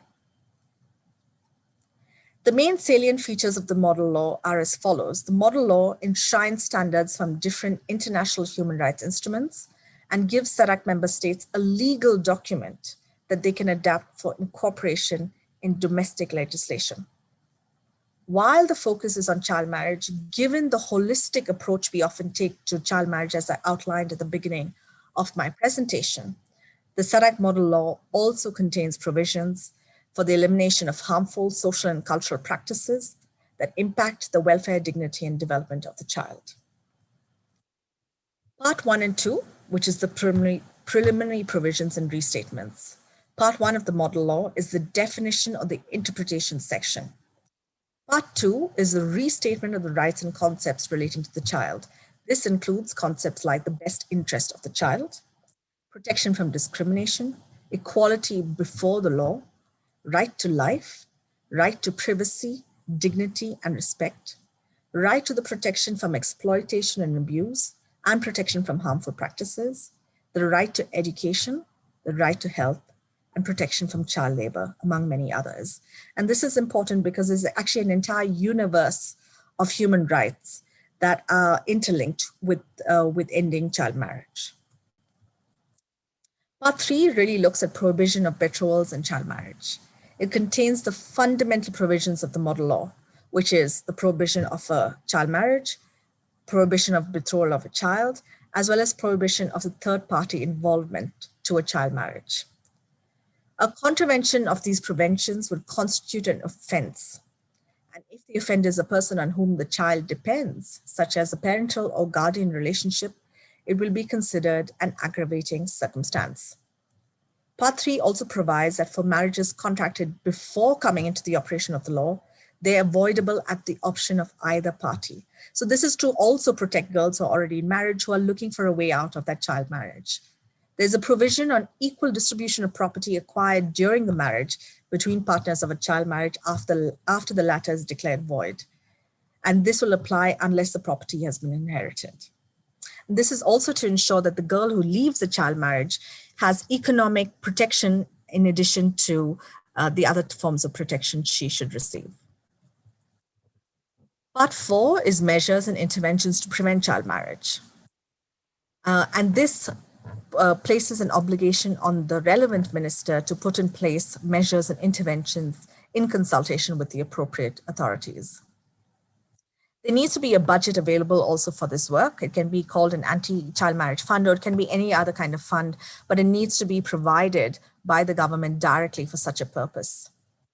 Provision also needs to be made for a restraining order by the court to prevent a child marriage if that's what is needed. And this order can be made on the application of a child marriage prohibition officer, appropriate authority, or any person having personal information of the circumstances. There's also an obligation of the government to establish multi-sectorial programs and incentives to delay marriage. And this, I just want to re-emphasize this point as well. The UNFPA UNICEF Global Program on Child Marriage is a multi-sectorial program, and we work with governments to make sure that it sits within different ministries that are contributing to education, health, judicial work, social development, gender, etc., because that's the only way we'll actually respond to the needs of girls in child marriages or at risk of child marriage. Part 5 is around the measures and interventions to mitigate the effects of child marriage and protect children already in marriage. These could include the setting up of public safety homes and other public facilities for the residence, care, and maintenance of victims of child marriage, strengthening community networks, and that includes traditional leaders and religious authorities that play such a key role in so many countries in our region, as well as the training of officials to prevent and enforce child marriage law. Part 6 and 7 is the access to data and enforcement. And this is absolutely critical because we need the data to actually know whether whether the interventions are working, whether girls are being protected from child marriage, and whether they're able to use the law to protect themselves. So this provides for data collection, monitoring and evaluation, and public awareness to be conducted by the ministry. There's also an obligation of the government to provide child marriage education or education and communication on the impact of child marriage as a healthcare service by all healthcare providers, both public and private. Part 7 provides for general provisions. It provides for state reports to be sent to the SADC-PF on measures taken by the state towards eradicating child marriage and the protection of children already in marriage. And this is a key part because it also plays into the accountability role, which is so important in the enforcement and implementation of the SADC model law. So the use of the SADC model law, now the development of the SADC model law on child marriage was a long consultative process, but it's not an end in itself, but rather it marked the beginning for national parliaments, CSOs, youth and other intended users of the model law for policy and program design. And I'll speak a little bit about a case study on how a country's actually used this law. Having said that, there needs to be continuous efforts to guide advocacy for sustained ownership, capacity building, and technical assistance to member states for the implementation of this model law, as well as for coordination, financing, and strengthening mechanisms for accountability for results. As I mentioned, I wanted to share a case study, and I know several other countries that are on the call today have also used the model law. And as I said at the beginning, I would be very interested in hearing from your experiences how this has worked in reality. This is the Mozambique example that I'm going to share now. The government of Mozambique, with strong support from UN agencies, civil society, and donor, decided to review the national family law. So the national family law had a loophole that allowed for marriages below the age of 18, between 16 and 18, with parental consent. And so they went through a process of reviewing this national family law to set the minimum age of marriage at 18 with no exceptions. A task force was established in August 27 to draft a separate law on child marriage and using the SADC model law as a reference. So it played a really key role in helping set that domestic legislation. The draft law provided integrated protection for children against premature marriages or child marriages, with civil, criminal, and procedural aspects. It criminalized informal unions that were child marriages or child unions, and created sanctions and accountability for associated acts. And it looked at both the eradication of child marriages, or as they call it in Mozambique, premature marriages, and the protection of children that are already in a child marriage or a child union. The draft law was approved by Parliament in July 2019 as the Prevention and Combat of Premature Unions Act. So you see here quite clearly how the SADC model law helped set in place new legislation that was truly comprehensive and responded to the different facets of child marriage, both in terms of preventing and mitigating its impact. I'd like to end by some reflections on the way forward. One is that we want to continue to strengthen the knowledge and the utilization of the model law, and the role of honorable members of parliament here is absolutely critical in doing so. Encouraging South-South sharing of experiences between countries is also very important because it allows you to think through how another country has used the SADC model law in a practical way and whether that can be useful for your country context as well as to do joint advocacy where relevant. There needs to be increasing awareness of rights holders, many of them young girls themselves. And what that means is that we need to take this very comprehensive and technical document and translate it into easy to understand knowledge products for a wide range of users. And UNFPA is actually currently embarking on a process to develop a set of animated videos on the SADC model law. And this is being done in partnership with the SADC PF, with Girls Not Brides, and with UNICEF, to really look at how can we break down the model law in a way that is visually appealing and attractive and easy to understand for a wide audience. So that process is ongoing. While the model law has been in place for a number of years, it still requires continuous capacity building, as well as following up with parliamentarians, CSOs, and youth to ensure its use, as well as to ensure the monitoring and accountability aspects. All stakeholders, and that includes members of parliament, it includes civil society, it includes government and UN agencies, etc., need to collaborate for accountability on child marriage to really take shape. And then finally, I just want to acknowledge the huge impact the SADC model law has had on other aspects of work and other areas. For example, it's been guiding work on a complementary model law on gender-based violence that also looks at some of the violence aspects that some of the girls that we work with face. And so it set the tone for the development of future model laws like this. And that brings me to the end of my presentation. I want to thank you all again very much for extending the invitation to the United Nations Population Fund to speak about the SADC model law and our key partnership and collaboration in making this law a reality for everyone. Thank you.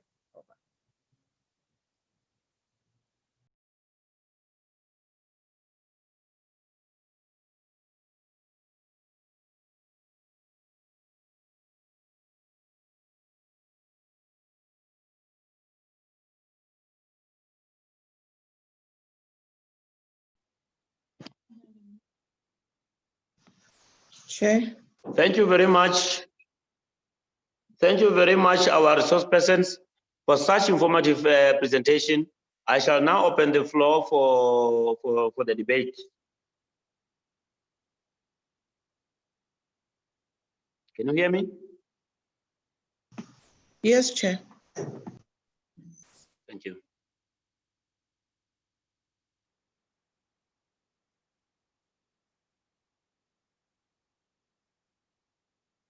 Since I can't see your pictures on the screen, will you please, Secretariat, help me to choose those who raise up their hands, because my screen doesn't show me the hands. If you may. No, noted, Chair. Hello, Zulu. Hello, Chair. Hey, Zulu. Hello, Chairperson. Are we together? Can you hear me? Yes, we are, Chair. Yeah, now I can hear you. Okay.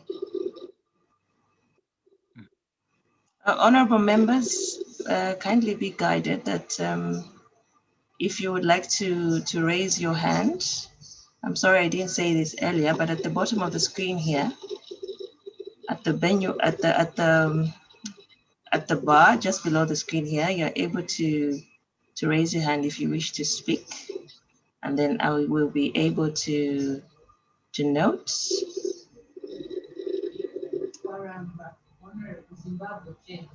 Honorable Chair, we have Honorable Kwaramba, Zimbabwe. He wishes to speak. Honorable Koramba, please take the floor.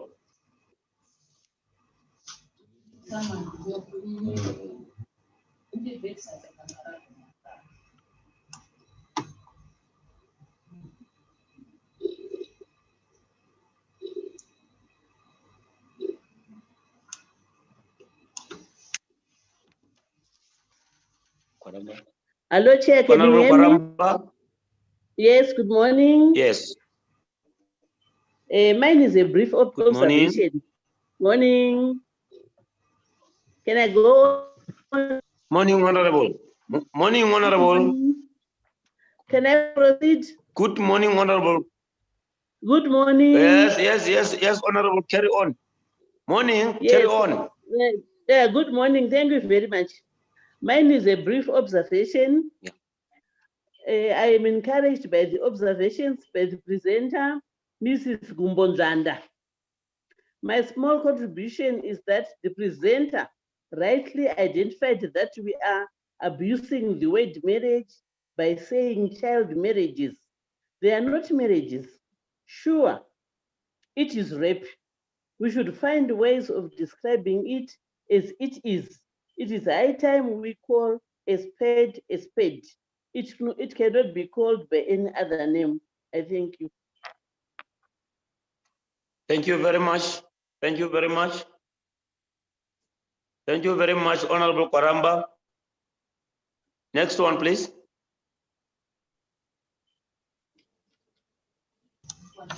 Chair, we have the Honorable Member for Botswana. Honorable Member for Botswana, take the floor, please. Take the floor, Honorable Member from Botswana.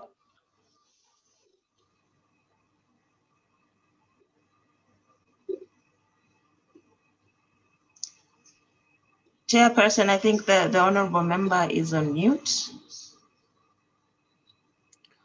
Honorable Member, maybe you should press unmute on your screen so that we can be able to hear you. Yeah, can you hear me? Yes. Now we can hear you very well. Oh, Thank you. Thank you. Okay, Chair,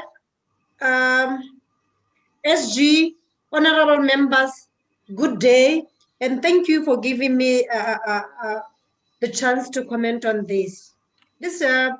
All the presenters were very good. Congratulations, and thank you for this. And thank you for this for the information. Mine is just a comment, because I'm a member of parliament from the rural areas. But there was one presenter who was talking about digital learning, which is very, very good.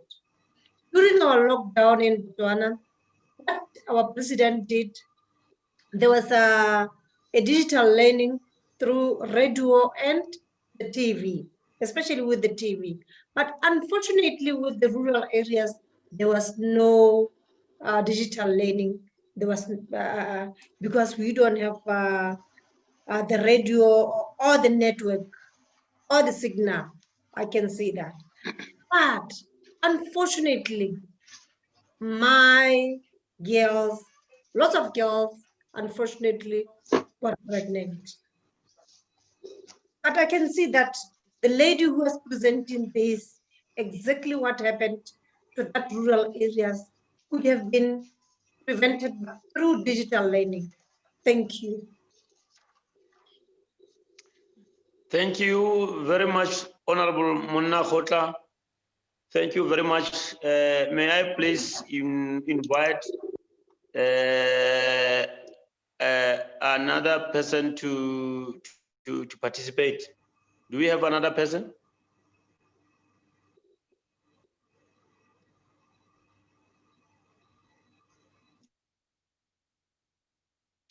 Do we have a next person?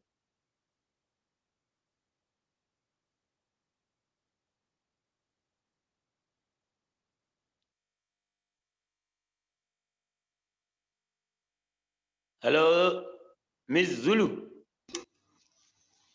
Honorable Chair, thank you. Yes. Currently, I cannot see any honorable members indicating, but maybe the presenters could comment on the two interventions by the honorable member for Botswana and the honorable member for Zimbabwe. Okay. Our presenters, can you have anything to say on the inputs that we just had? Can you say something on what we just had from the honorables who have just said something? Thank you, Chair. I want to reflect on the power of parliamentarians, on the power of parliaments or parliamentarians around interpretation and language. I think since we have the SADC model law, it could lie within your committee, following on the comment from Honorable Kwaramba, where you could offer a range of language in addition to building on what is already in the SADC model law, and say as a committee, as you move forward, the proposed language that you would like to continue, that you would propose is as follows. And I can see we also have our colleagues we have presented from UNFP and others who are into knowledge management can support in terms of what are the implications of using some proposals or the other. But I fully welcome the recommendation from Zimbabwe, from Honorable Kwaramba, around thinking of juvenile rape or child rape, or for us to really deconstruct this crime and give it an appropriate naming for what it is. For the honorable member from Botswana, I am sitting in Shamba district where I live, which is almost more than 100 kilometers out of Harare, in a rural area. Definitely the issue of access and digital is critical. This could be the time when parliamentarians and as a committee could look into also your budget. You have budget oversight and do budget monitoring. We know the executive might be approaching different parliaments to appropriate new resources to respond to COVID-19 in the area of education. You could have an action point or an advice around increasing investment on technology, connectivity, and energy options in rural areas linked with COVID-19.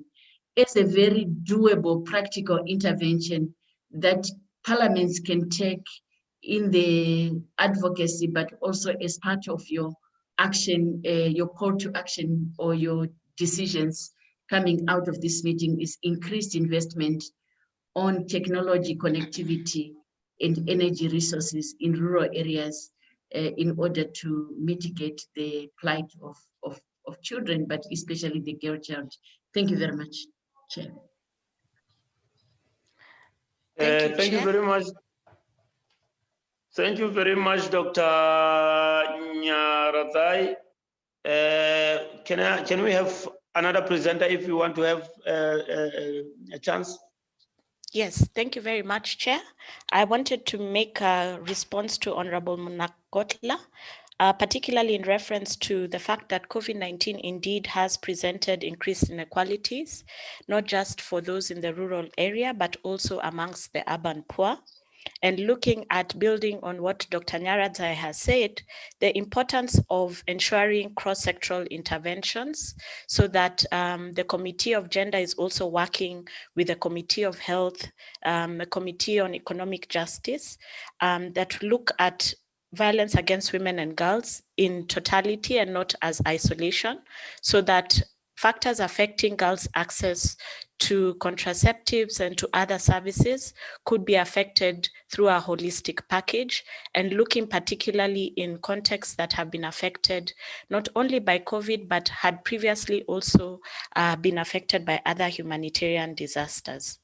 And then in response to Honorable Kwaramba is clearly to say, as a secretariat, we have been interrogating these issues on language, and Dr. Nyaradzai will attest to this, looking at the language that is passed on at the global level that has been agreed to as child early forced marriage and informal unions, because we also have to consider peer-to-peer marriages amongst adolescents as informal unions that attribute to the increased prevalence rates. So this is something as a secretariat that we are continuously interrogating and is clearly even current in the development sector, and the use of language to move from cases of child marriage to rape, particularly when we are seeing in the justice sector, most cases of child marriage are actually prosecuted as defilement. So it's important for us to have continued conversations around this, and we as Girls Not Brides will be part of the processes, and are looking forward to work together with the AU Commission, Dr. Nyaradzai's office as Goodwill Ambassador, as well as the SADC PF to explore this further. Thank you very much to the honorable members who intervened, and also thank you very much, Chair. Over to you. Okay, thank you very much, Ms. Yvette. Now, if Ms. Anadida can say something, is your chance, madam? Thank you so much. If you want to say something. Yes, thank you very much. Thank you for giving me the floor. I would like to pick up on something that Yvette mentioned about the continuity of services. So one of the things we've seen in the lockdown context is that services such as sexual and reproductive health services and gender-based services have been disrupted because of lockdown measures. Either the services themselves have stopped, or the healthcare providers have been sort of overwhelmed with the COVID-19 response, or women and girls are either scared to go into clinics or do not have a safe means to access these services. And this has had huge impacts on the work that we do with women and girls to really safeguard their lives and to make sure that they have the access to the services they need. One of the key things we've been doing is advocating with governments to say that these are life-saving essential services that need to continue in the context of COVID-19. And this is something that is really important to emphasize as part of the multi-sectoral response to child marriage as well. And linked to that, we've also seen increasing anecdotal evidence about a rise in teenage pregnancies, which is also a huge concern for us, and linked to the fact that these services, including contraceptive services, etc., are often not available in our current lockdown context. And this is very important. And it's a key role for parliamentarians also to play to ensure these services is continue to go on. The other thing I wanted to say is that we have seen an alarming rise in gender-based violence. We've already had extremely high levels of gender-based violence in our region prior to the pandemic. And we've seen a huge spike already in the months of lockdown we have had. And that's often because women and girls are stuck in a closed space with their perpetrators in many contexts. And some of this violence might be happening in the context of a child marriage as well.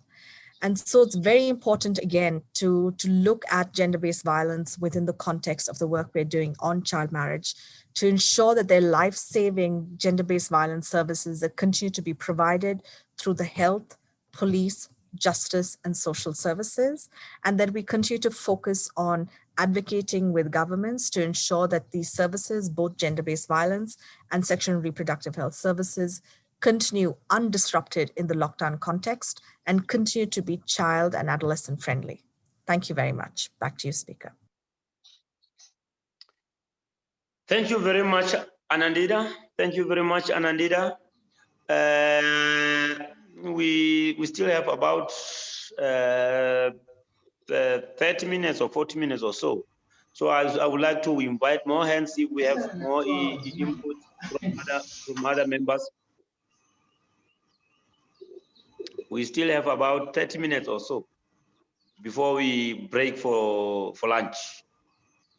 Do we still have more hands? Do we still have more members who want to make their inputs?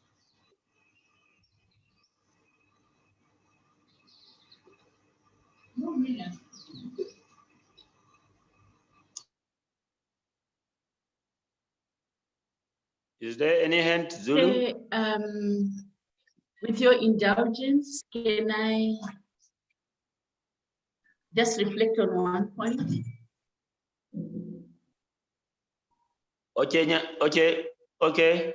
It's Dr. Nyaranzai. Dr. Nyaranzai, take the floor. Thank you so much. Thank you. In the last 6 years that I've served as the AU Goodwill Ambassador and also my work in my community in Zimbabwe, we have a very strong work focusing on the girl child herself. I think it would be important to look at perpetrator profile. We know that the work that UNFPA and other organizations working with adolescents has also shown is that children are having sex among themselves and at times end up with these unions or marriages. But beyond that, the perpetrator profile is important for intervention, because I feel that as society in the region, in the continent, we are struggling with bringing perpetrators to book. Usually in the person who marries a child has more power in that village. Either they have a position or they have resources. It's always mostly associated with some power imbalance. And my work with traditional leaders, they'd also started to challenge themselves to say, even people in positions of power, it could be traditional leaders, it could be pastors in the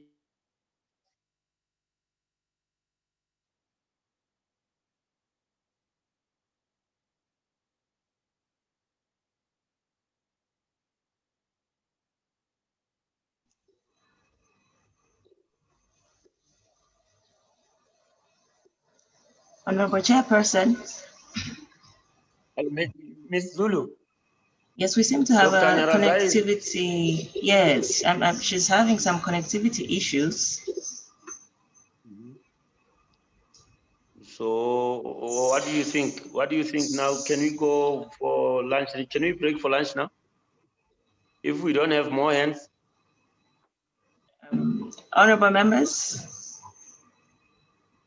if there are any comments or interventions by the three presentations, by the three presenters, please go to the menu bar and there's a raise hand facility there.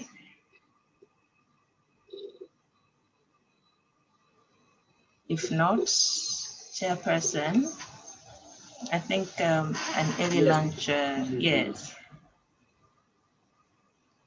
Honorable members. Okay, in the event that we don't have more hands, in the event that we don't have more hands, we don't have anyone who wants to say something at this juncture, this will conclude our first session. We shall now break Honorable for lunch and reconvene.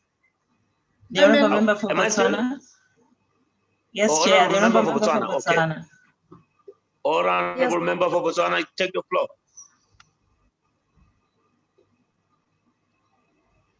Thank you, Chair. Hello. Hello, you are on. Please take the floor. Yeah, thank you. Yeah. There was one very good presenter. Okay, all of them are good. Who said you have to be a strong public speaker or public to talk for your people. and also for people to know or to educate them about this post-COVID-19. How, especially young girls, how, how it can affect economy. Because especially in rural areas, that's where the economy is very, very, very bad. Or I can say poverty is very, very bad there. And how you can do it.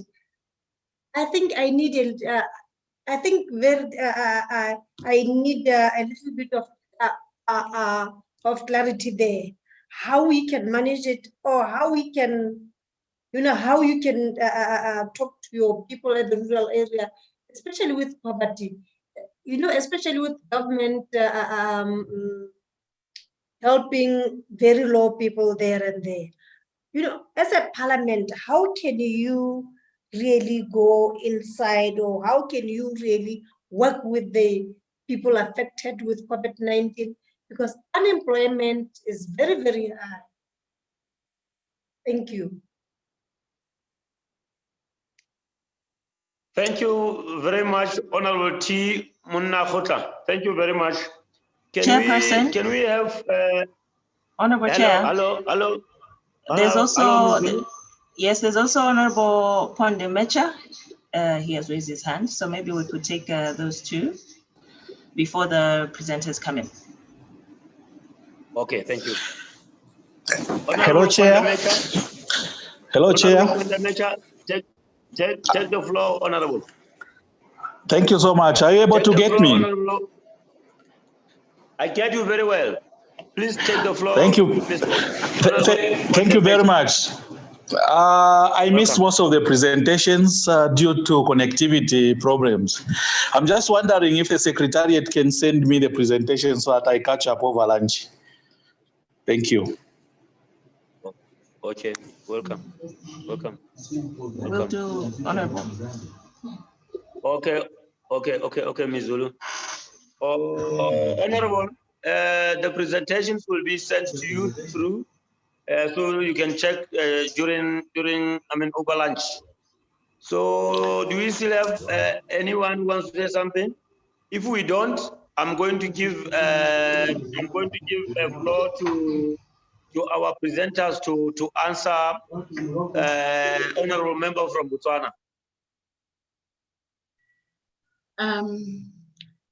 Thank you, Chair.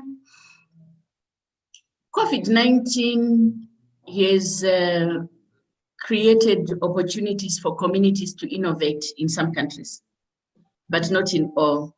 We have started to see people producing liquid soap, sanitizers.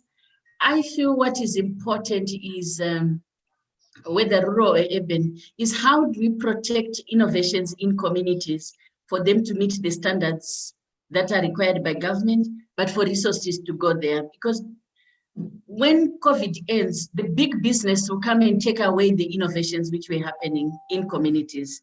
I have seen just the production of masks in many of our countries has been happening. The little machines have come out. So how do we start to protect that so that people don't go, big industry does not take away the community innovation? So that's my first response. And as Parliament, you asked specifically what is the role of Parliament is really to see what are those innovations in rural communities that needs protection by law, that needs resourcing in terms of scaling up, or that need piloting. The other area that has hit us so hard is regional trade and cross-border trading. Many people in rural areas, we also do, especially those who live around borders with each other. People trade across. And the economy has been affected because of the closure of the borders, the control of COVID-19. So Parliament has a strong role in monitoring the decisions around movement of people and what the opportunities that are there. I have not seen a study, but definitely or some critical information, but I know on the work that I do, the issue around cross-border trading for people, for communities around our borders, in rural communities is a very important. We are one economy, and not just looking at the macro economy, but also at that level. I think it's important for Parliament, as you review the various decisions of government around opening of borders and what is prioritized, is to ensure both protection, but also to ensure that those livelihood sectors do not remain under lockdown, but with enough protection. Agriculture is important, and agriculture is important beyond subsistence. And therefore, from the African Union, there's a very strong advocacy for us to retire the whole to the museum so that we also have equipment for agriculture in rural areas. So I think those are some of the initiatives which would like Parliament to continue to push so that we don't remain in the subsistence of just digging with a hole for eating, but we are also able to produce and be part of the agribusiness value chain. And for girls and young people to know that we can actually earn a livelihood and a career through agribusiness. We understand the new millionaires are people who are in agriculture, and agriculture is rural. And so I think that reorientation, looking at parliamentarians, you connect with your constituencies, and at the same time you legislate. So the work that you do within the communities and the constituencies to reorient agriculture beyond subsistence, I think it's important, and also to push for investment to young people in agribusiness and within the value chain, including young women, so that we remove the dependence. Thank you very much. Welcome, Doctor. Welcome, Dr. Nyaradhai.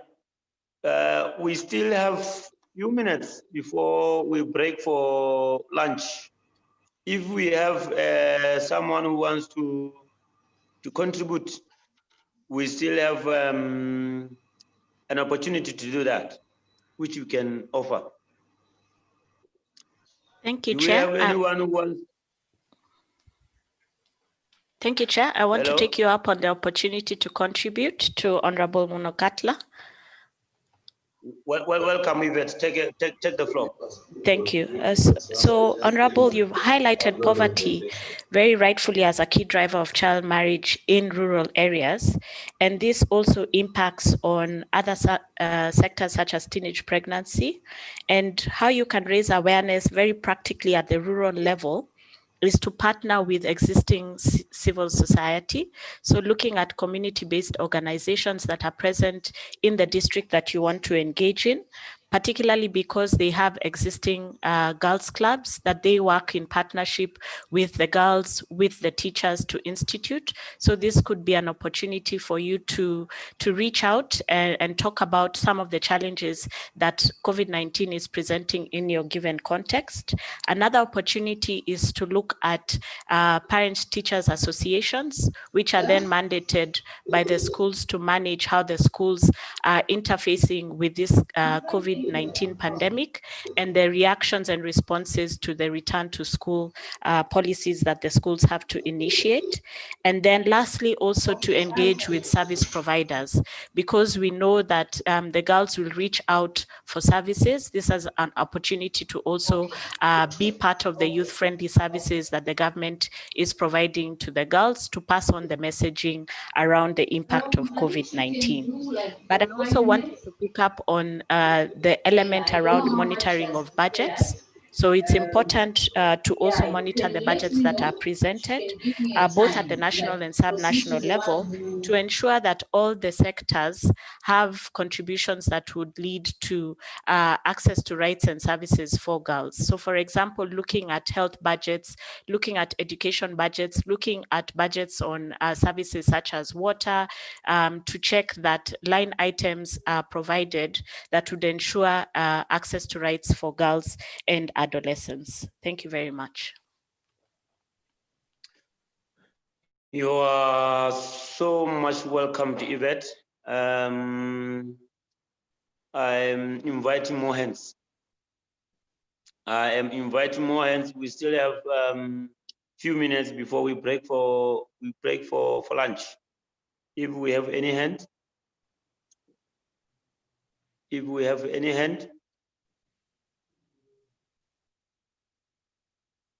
Hello, Ms. Zuma. Do we have any hand up? Chairperson, I can't see any hands. So maybe we could, yes. If we don't have there's any hand up. Sorry, Chairperson, there's Honorable Marie Jean Da. Honorable Marie? Yes, okay, Madagascar. Now let's give Honorable Marine. Honorable Marine, take the floor. Honorable Marine, take the floor. Merci, Président. Bonjour les honorables qui sont présents. Je voudrais intervenir sur la situation générale de Madagascar concernant le mariage des enfants. Pour Madagascar, les mariages précoces restent une pratique courante, et spécialement dans les régions reculées. Selon les dernières statistiques, 41,2% des Malgaches se marient avant 18 ans. Un fort taux de mariage précoce actuellement. Le taux des femmes malgaches mariées avant l'âge de 18 ans est de 41% d'après une étude menée à Madagascar. Le taux des femmes de 20 à 24 ans qui se sont mariées avant 18 ans atteint 58% dans les régions reculées. Ces chiffres ont été recensés au cours de la campagne nationale de sensibilisation sur la lutte contre le mariage précoce qui a eu lieu dans la région de Diana, dans le nord de Madagascar. Antananarive, depuis le 26 juin 2020, le mariage des enfants est un phénomène alarmant dans le pays d'Afrique. Madagascar n'a pas épargné. La grande île s'est pourtant engagée dans la lutte contre cette pratique pour conscientiser parents, éducateurs et sociétés dans son ensemble sur le respect des droits des enfants. Laissez-nous vivre notre enfance. Ne nous mariez pas. Voici les thèmes de la campagne lancée au début de ces mois qui s'étalera sur une période de 2 ans. Les mariages avant 18 ans est une réalité pour beaucoup de jeunes filles. Dans de nombreuses régions du monde, les parents encourageront les mariages de leurs filles alors qu'ils sont encore enfants dans l'espoir que le mariage leur sera bénéfique à la fois financièrement et socialement, tout en alléguant les fardeaux financiers qui pèsent sur la famille.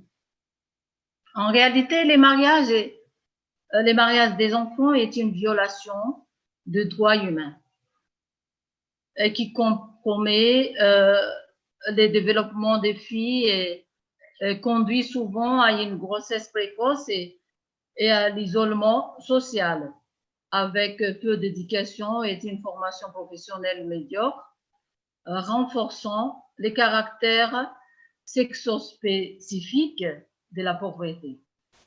Le droit du consentement libre et plein à un mariage est reconnu dans les déclarations universelles des droits de l'homme, avec la reconnaissance que le consentement ne peut être libre et plein lorsque l'une des parties impliquées n'est pas suffisamment mature pour prendre une décision éclairée concernant un partenaire pour la vie.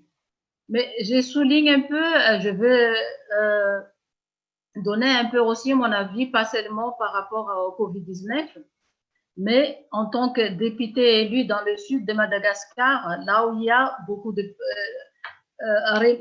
la pauvreté qui est vraiment remarquante à Madagascar, je voudrais vous dire aussi et partager notre situation actuellement dans le sud de Madagascar. Parce que nous, on est victime des changements climatiques. On n'a plus d'eau, on n'a pas d'eau à boire ni pour vivre. C'est pour ça que je voulais vous partager. Donc, le peuple dans le sud, ça dégrade tout le temps leur vie, leur quotidien. Il n'y a pas de travail, il n'y a pas de source d'argent. Donc, c'est comme la famille, ils sont obligés de donner leurs enfants pour avoir un peu de source d'argent. Et c'est comme ça qu'est-ce qu'on va faire? Quelles solutions pouvons-nous énoncer pour éliminer cette situation en général, surtout en Afrique? C'est comme ça que je voulais vous partager et on va lutter ensemble. Et avec notre réunion d'aujourd'hui, je pense qu'on aura toujours l'occasion pour parler de cela aux membres les pays membres de la SADC pour qu'on puisse vraiment lutter et agir, mais pas seulement pour faire les débats, parce que c'est vraiment la réalité dans nos pays. Merci.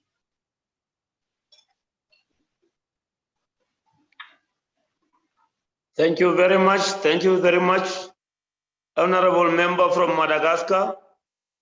The presenter, can you please say something towards what Honorable Member have just alluded to? Our presenters? Thank you, Chair. Are you still with us? Want to, yes, Chair, can you hear me? Yes, now I can hear you, Doctor. Thank you. We want to congratulate Madagascar for the campaign. Madagascar is one of the countries that have launched the campaign to end child marriage.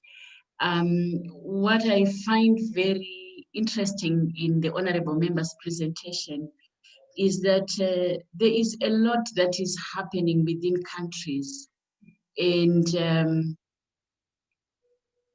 we need to continue to look at how to draw the lessons on the best practices, on the good things that are working from the role of parliaments within the region.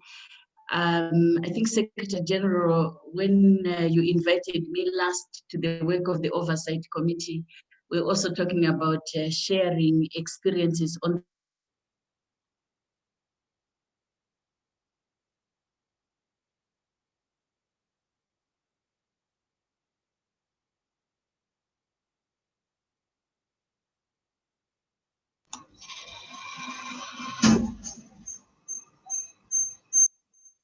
Ms. Zulu, is Dr. The doctor has lost her connectivity, Chair. Connectivity challenges, but if either Yvette or Anandita could comment on the intervention by the Honourable Member for Madagascar. All right. Yes, thank you very much, Chair. Yeah. If I may. Yes, you may. You may. Thank you very much. I want to thank the Honourable Member from Madagascar for sharing the experience of Madagascar. As you rightly pointed out, it is a country that has a very high level of child marriage below the age of 18 as well as below the age of 15. And we congratulate the country for taking the steps to do the national launch of the campaign. Having said that, we know that the unique geographical location of Madagascar does, as you rightly said, expose it to climate and humanitarian crises, which have multiplier impacts on girls as well. You've spoken about the shortage of water, clean water, which has huge implications on things like menstrual health management for young girls, as well as huge implications for our other work to empower young girls, as well as for the communities that they live in. For UNFPA, Madagascar is a priority country given the multiple development sort of challenges that are faced by the country, not just on child marriage, but also on things like teenage pregnancy, gender-based violence, and humanitarian crises. And our country office that's based in Antananarivo works very closely with your provincial and district governments as well to try and ensure that they reach places like the South that are particularly affected. So I would like to just share with the honorable member that there is partners on the ground who are working with you and can be reached out for further support on the important work that is being done on child marriage and related issues in the country. Thank you. Over. You're most welcome. You're most welcome, Anandita.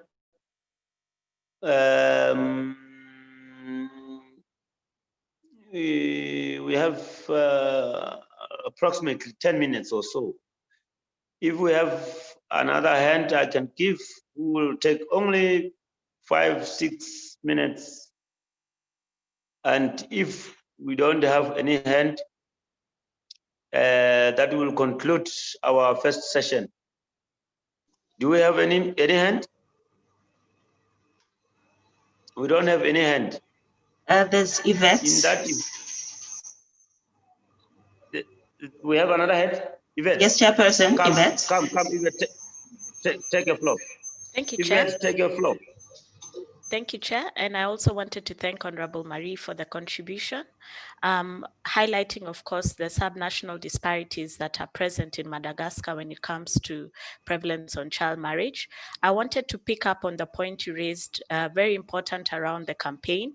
And what you've introduced is how we can work as parliamentarians, as champions, using social media and other traditional media to bring awareness to the issue of child marriage. So we know when we work with the youth, they're very good on social media. They can raise awareness on Twitter, Instagram, Facebook, and other platforms. So this is an opportunity for parliamentarians to engage in all these different platforms to raise awareness on the importance of ending child marriage, the different drivers, as you've mentioned, climate change, lack of access to resources, including water and sanitation, that could impact girls in our communities. I also wanted to raise the fact that we do work with partners in Madagascar, including the World YWCA, that has made the situation in Madagascar public, the context that is Madagascar public to other contexts, using platforms such as the Universal Periodic Review to highlight what Madagascar is doing on ending child marriage. So these are partners that you could also engage with at the national and subnational level to highlight the campaign, to raise greater awareness, and to ensure that we have more youth involved on campaigns to end child marriage. Thank you very much. You are most welcome, Yvette. You are most welcome, Yvette. Network did cut Doctor before she could finish whatever she was saying. Doctor, are you still here? If you are still with us, I want to give you this chance to finish. You were still giving us your deliberations, and the network caught you up. Are you still here? Yes, I am, Chair. I wanted to just end with a recommendation that the contribution from Madagascar provides a good opportunity for us to look at how we can develop scorecards with certain key areas to a scorecard to share ourselves on how we are performing, and as part of the monitoring of the commitments that we have. But again, thank you. Da monitorização no âmbito dos compromissos assumidos.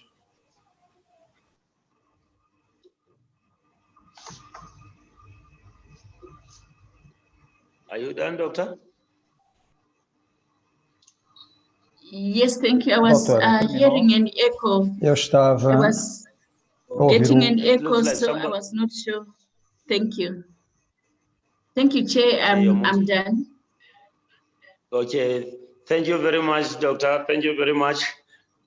I think now our time is up, and this concludes our first session. We shall now break for lunch and reconvene at 14 hours Johannesburg time. Enjoy your lunch, everyone.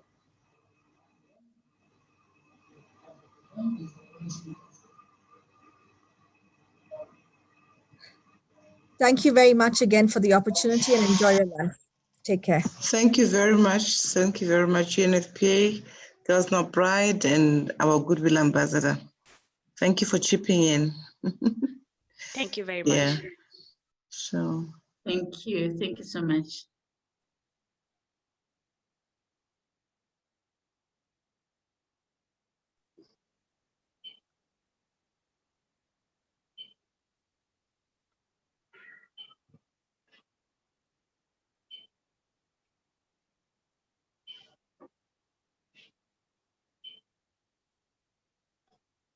I think we can proceed.